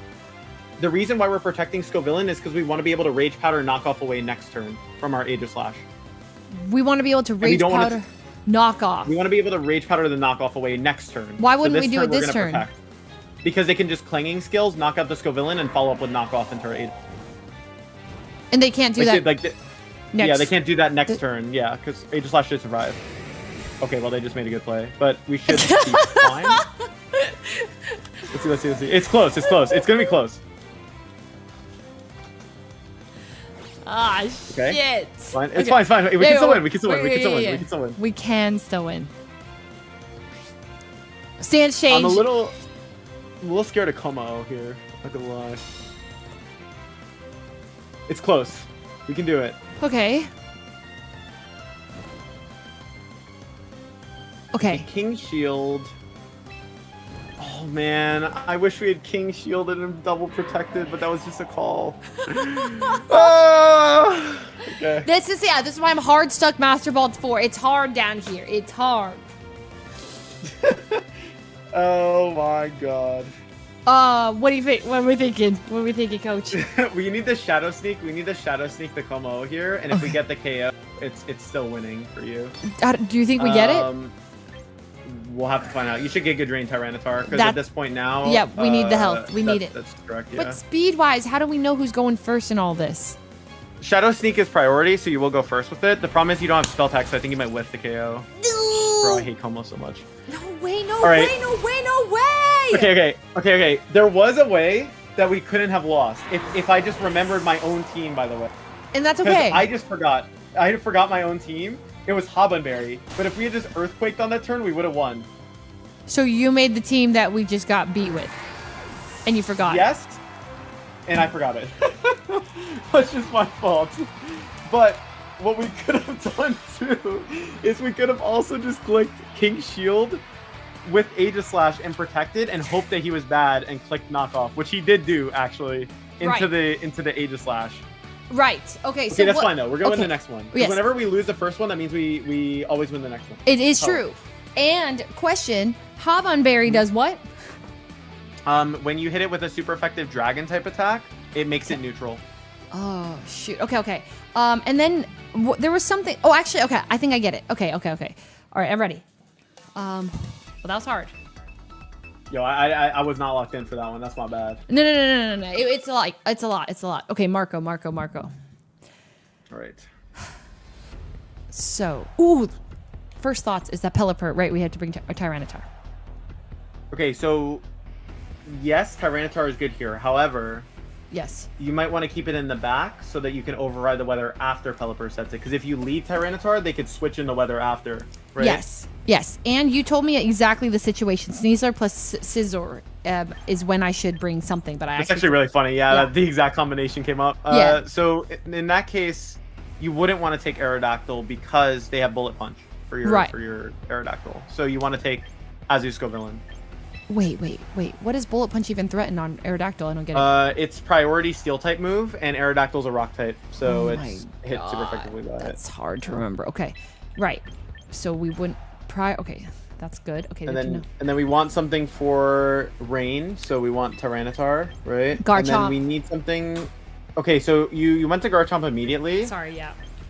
But we have to be a little careful because there's an Archaludon, a Sneasler, and a Basculegion. So I feel like Aegislash is probably a little more well-rounded. I see. Okay. Because if we picked Garchomp, who was good against it? Marco and Chad is troll. Sorry, Garchomp is it's just worse than the Scizor. Basically, is the issue. It's worse than the Scizor. It's good into Sneasler and an Arch. Okay. But stamina boost on Arch plus Reflect from Sableye would probably create some problems. Okay. Are we playing against Marco Fierro? No, we're not. Oh, He's just griefing us. He's just griefing us. Close the stream. Close the stream, Marco. Close the stream. You can't see Elvis. Okay. Here we go. So, I see a free opportunity for the Gamba. Right? Yeah. I could get behind it. I could get behind the gambling. I'm down with it. We're doing it. And we're getting a special defense boost. Is that what we want? We probably want a defense boost because Sneasler in front of us. Yeah. What does Sableye threaten me? Like a disable or something? Right? Is that? It can Encore. It can disable. It can Reflect. That's pretty annoying if it can Encore though. So is that a reason to not have clicked Protect? Well, Rage Powder will go before Encore. Oh, does Encore have priority? No, none. It does have priority, but special attack boost again. Defense drop too. Oh. Okay, and that's okay. No. It's winnable. It's winnable. So, what if we belly drum? What if we belly drum and Rage Powder? Okay, so the reason why I think that's risky is because if you think about it, if you belly drum and they kill Scovillain, then they can just Encore turn. So what you actually want to do here is play rough into the Sneasler, because Sneasler's actually threatening more of your Mons right now. Like, Sableye's just sitting there doing nothing. Dire Claw's coming in to kill Scovillain this turn. So play rough Sneasler here. And then Protect. And just go for a Mega Rage Powder. You got a Mega Rage Powder here. Won't it still kill me? Because Dire Claw is just, isn't it just going to kill my Scovillain here? Probably, but you kind of need to protect your Azu. Your Azu's like too important to let it go down right now. We did do belly drum though, right? No, we play rough. We didn't. Because we were trying to weaken these. So we take a fair trade, right? It's like basically you're taking a trade, because then next turn we could play rough the Sableye is the idea. Okay. Damn. They so hacked us, by the way. Man, always getting these lucky defense, man. Dude! That was the unluckiest stat drop. It totally wasn't us getting punished for gambling with something we didn't have to gamble for. It's got Sash. But burn. Oh, burn! Yes! Wait. Spicy Spray is like a built-in Sash killer. Yeah. Kind of? No? Okay. Now I have a thought. We bring in this guy. Yes, I agree. Yeah. I agree. This is good. This is good plan. Good plan. Yeah. W comms. Yep, W comms. Okay. Now, Bug Steel guy. Okay. Bullet Punch. It's kind of scary, actually. It's threatening Azumarill pretty heavily. Aren't really safe to set up Belly Drum here, but we can just get the KO on Sableye by going for play rough. Yeah, but It's super effective. speed-wise, Scissor goes first, right? Yeah, but you're bulky. Like Azu's not that. I'm not gonna die to it that still has thing. like, yeah, you won't die to that. Okay. So you can go Poltergeist into Scizor just to get. Okay, and this uses its own item to attack it. Yep. Okay. And it's the Scizor, right? So it's always gonna be there. You won't like not be able to attack it. Okay. Okay. Okay. All right. Okay. We're locked in. We're locked in. Come on. Okay, that's good. Oh, he's saying the Swords Dance. Okay, That's he's saying good. the Swords Dance. He's going for it. He's getting greedy. He's getting greedy. Yeah. And we're gonna punish him for it. That's right. Yep. As long as Huge. Play Rough connects. It will, of course. Oof. Please do. Sure. Okay, that's good damage. That's good damage. Yeah. Please. Uh-oh. Uh-oh. You manifested that! You said as long as it connects! It was gonna connect! I just knew, like, you couldn't, you know how I said, like, I just can't wait for us to get on and, like, lose 2 in a row? Like, I Yeah. just knew it was gonna happen. You know, I just, like, felt it in my bones, you know? Yeah, no, I've seen this. All right.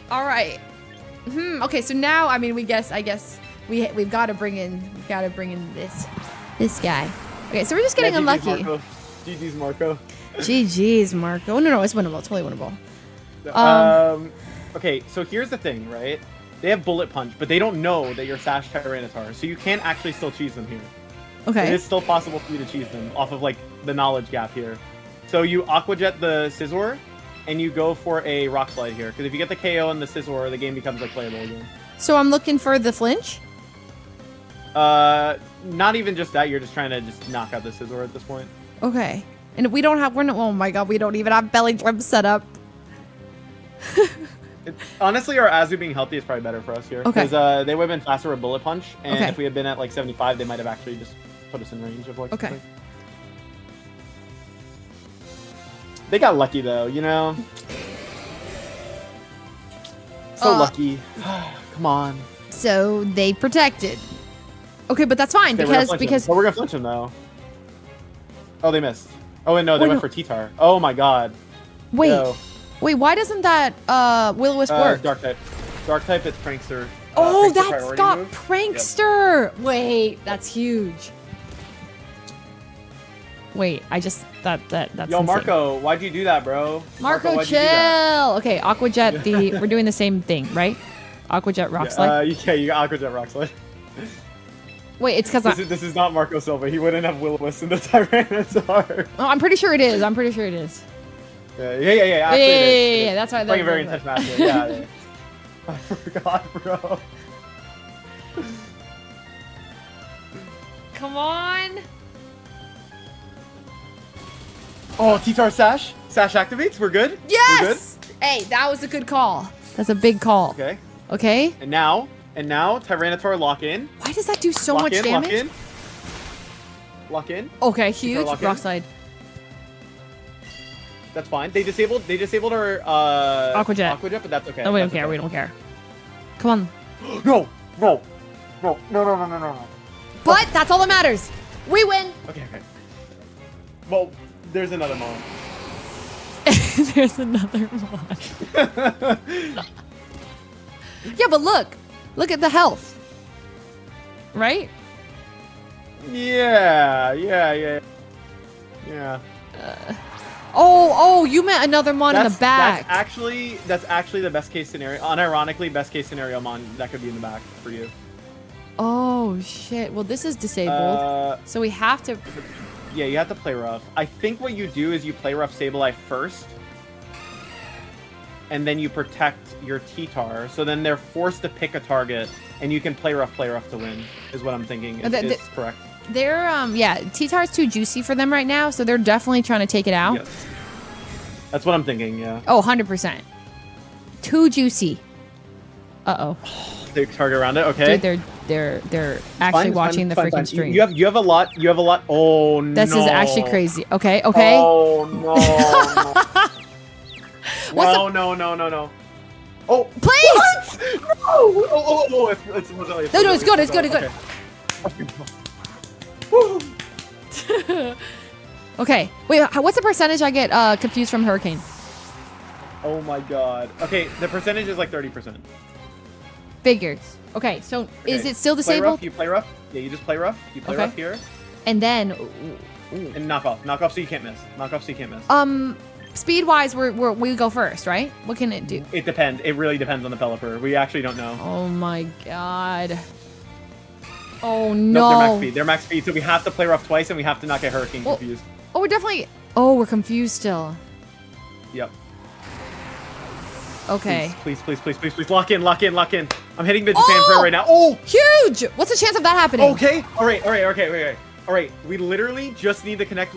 Wait, can we? No, we can't because it's disabled. Still disabled. You have to play rough. Yeah, you just have to So play we're gonna survive a hurricane for sure, but we could get confused. Yes. We could get confused. Should, yes. No. There's no chance we get. There's no chance we get confused. There's no chance. Come on, take it. We live. Take it. Yes. No. But it's fine. Yes! Yes. Let's We won! Let's go. Oh Wait, that's my crazy. God. The double 30% chance confusion is insane. See ya, Marco. Not even close. Look at me. Azumarill and Myra. That's me. transitive property, since we beat Marco, I guess that makes you 3-time international champion. Wait, hold up. Me? Hey, what's up? That's me. Okay, wait, that was freaking sick. Okay, is it like third time a charm situation? Yeah, like we do one more. We gotta do one more. Yeah. I don't have to go for 5 minutes, 6 minutes. So I feel like that's like enough time. Azu locked in. Okay, here we go. Sam. Okay, here we go. Okay, the next session where we actually get to battle will be really fun. I can already tell. It's already funny. Wait, Right. I know this team. Okay. Oh, perfect.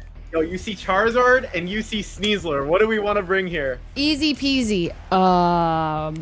Well, definitely Aegislash, 100%. And Charizard, no problem. Aerodactyl. Boom and boom.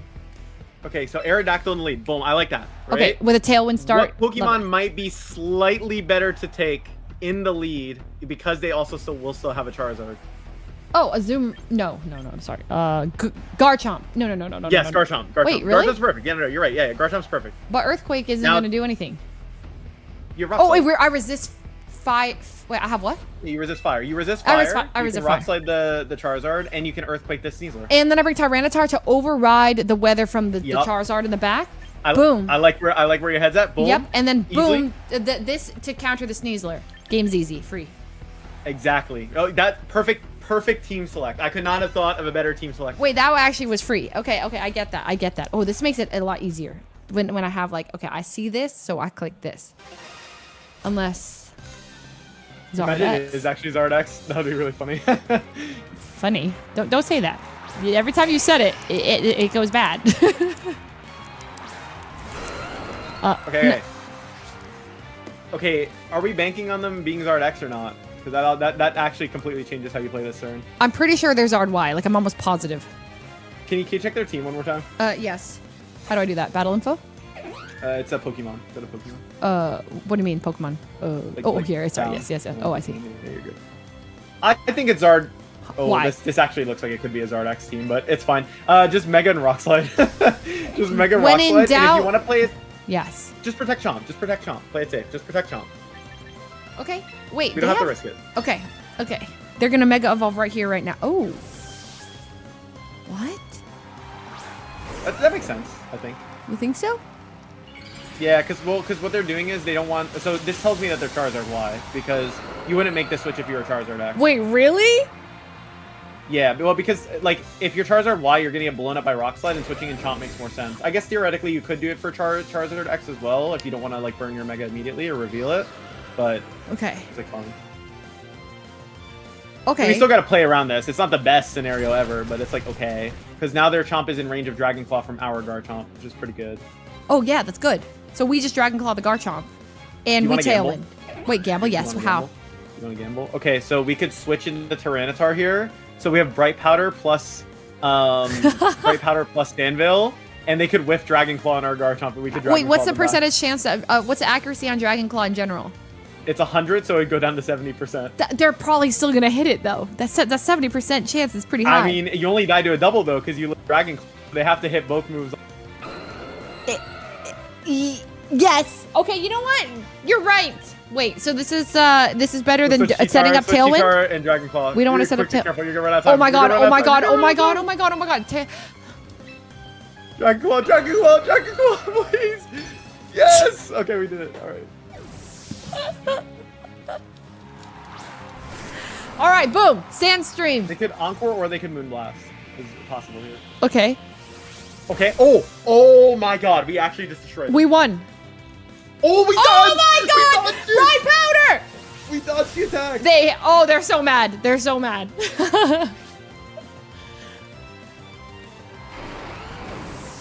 What's the percentage on Moonblast normally? 100. No way!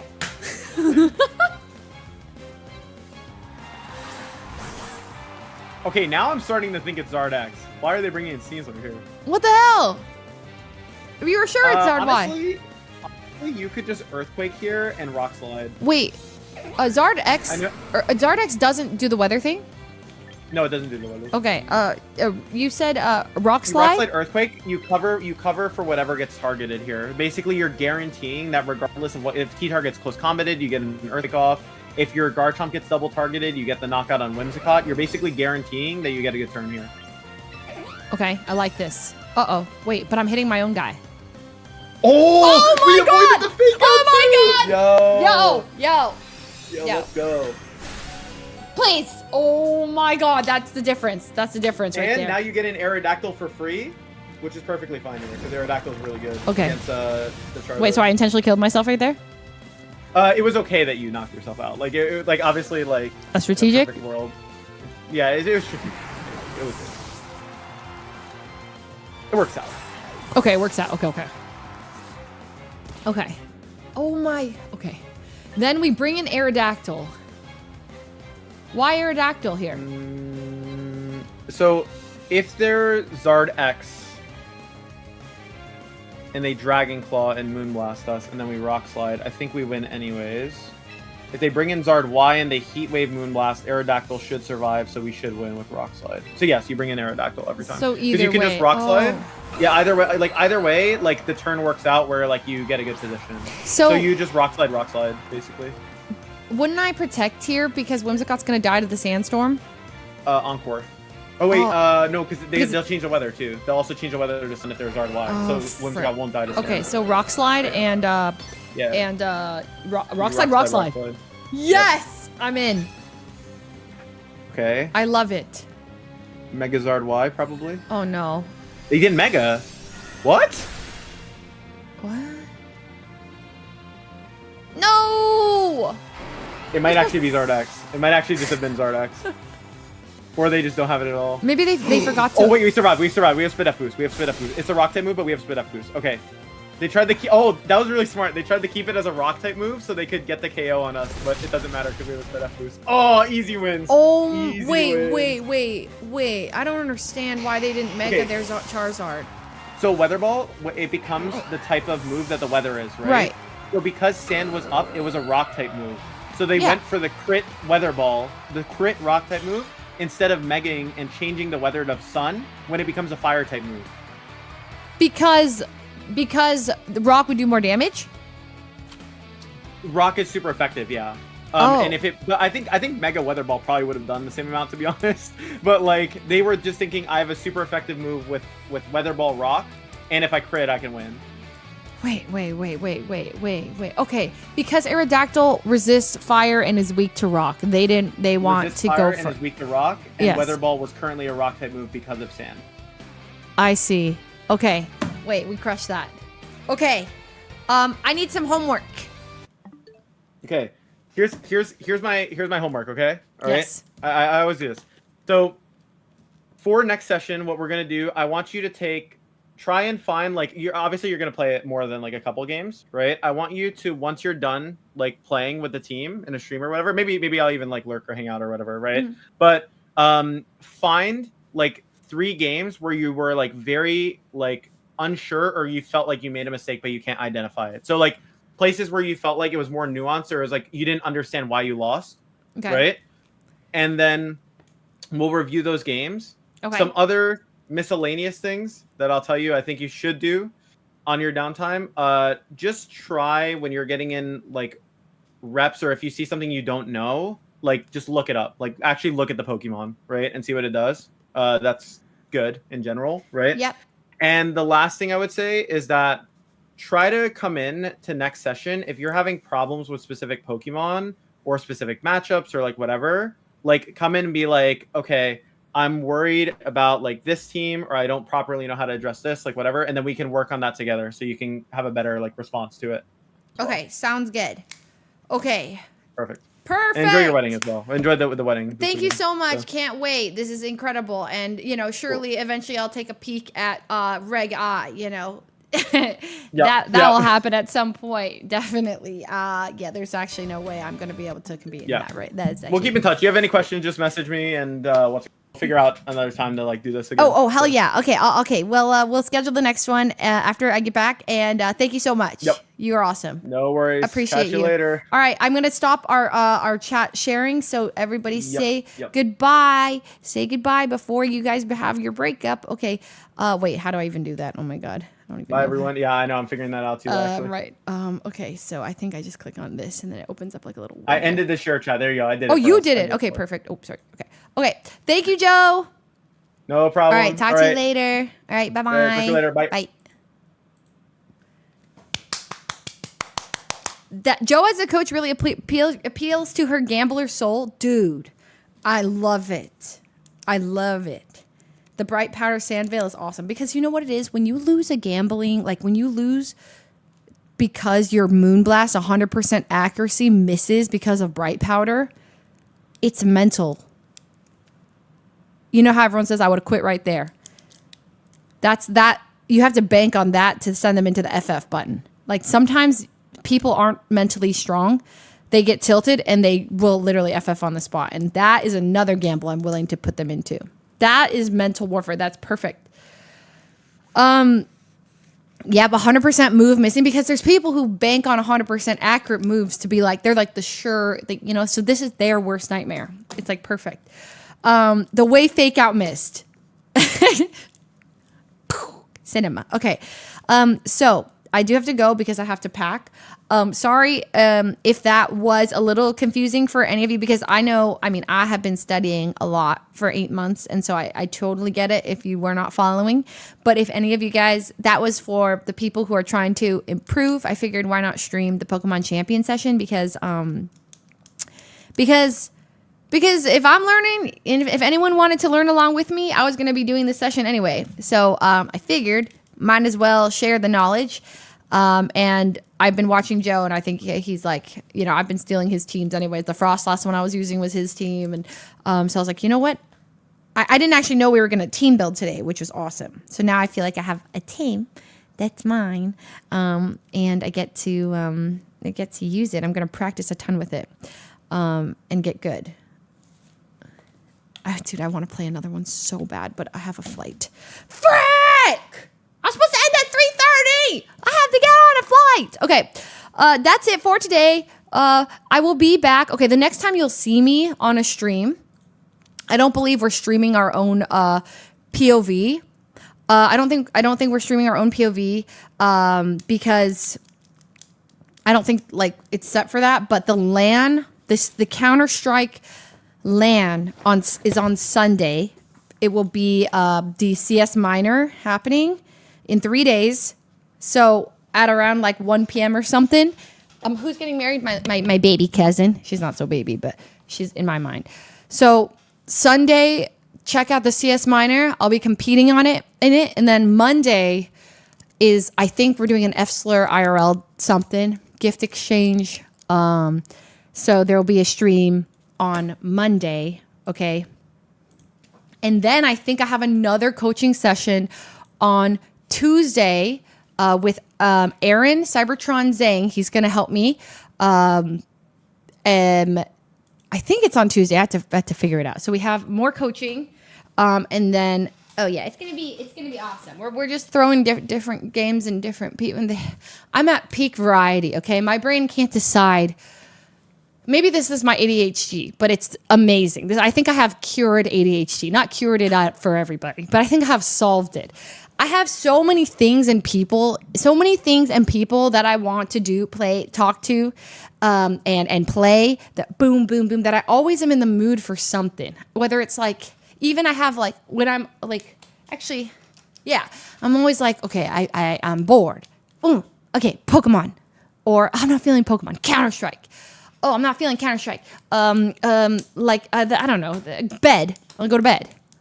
Isn't that just ADHD? Well, it's how I've managed it.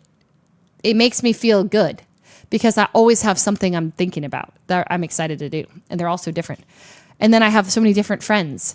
I'm like, ooh, well, these are friends would rather play Counter-Strike, and these ones will play Pokemon. And then I'm also getting to meet a lot of people. It's my favorite thing. I love to socialize, and so I feel like I'm socializing a good amount, and that's always fun. You guys know I'm making new coworkers. I love some coworkers, exactly. So let's hope she doesn't get stuck at TSA. Don't manifest that, because that's what Joe was doing today, was manifesting, and not in a good way. You heard what he was doing, right? That was insane. You know? Okay. All right. We're going to go. Yeah, I'm dope. Maybe I'm dopamine maxing. Is that what I'm doing? Is Fuslie going to ego me in chat again? Yeah. And? Okay. We're going to raid Joe. Okay. If you're from YouTube, go over to Joe's stream. He's definitely going to play some more Pokemon and stuff. So go over, show the coach some love. He was great. He was very helpful, and also I know we didn't get to answer a bunch of your questions, but you can go ask them in his chat now. Wait, he ended? No, he didn't. Shut up. Oh my God, he ended. That's so sad. Why would he end? That makes me sad. Okay. Is Abe streaming? I see his tab open. What's Abe doing? Go bother Abe. Okay. Abe never streams. Okay. Go say hi to Abe for me. I don't know. He's probably being a nerd playing TFT like a loser. So go say hi to him. Other than that, yeah, bother him. I'm going to go to my cousin's wedding and raid Agent. It's his birthday. I don't know Agent. Well, we met like once, twice, but I don't know him. It's going to be another your rage situation. Okay, an L coworker, whatever. Okay, but we don't know Abe either. We're all coworkers. It's actually true. If anyone's my coworker for real, it's definitely Abe. Yes, yikes. No, Abe is actually like, he's, I spend more time with Abe off stream than on stream by a lot. But I don't know if that measure, yeah, I would say that kind of, yeah, he's actually like, I guess one of the besties. One of the besties for real. All right. Goodbye, everybody. Have fun at Abe's stream. And I'll see you guys at the CS Minor. Cheer for the Flomily. Hopefully I do okay there. Other than that, thank you for watching. Thank you for the subs. Raid Emeru. What is wrong with you? Raid Agent. Raid Emeru. Okay. I'll see you guys on Sunday for that, and then I'll be back afterwards. Okay, bye everybody. Oh, I'm going to wear my tortilla dress again. You guys inspired me. I know everyone said I look like had a tortilla, but I'm going to actually wear it. Okay, yeah, so maybe I'll have a selfie or something. W tortilla. Okay, bye-bye.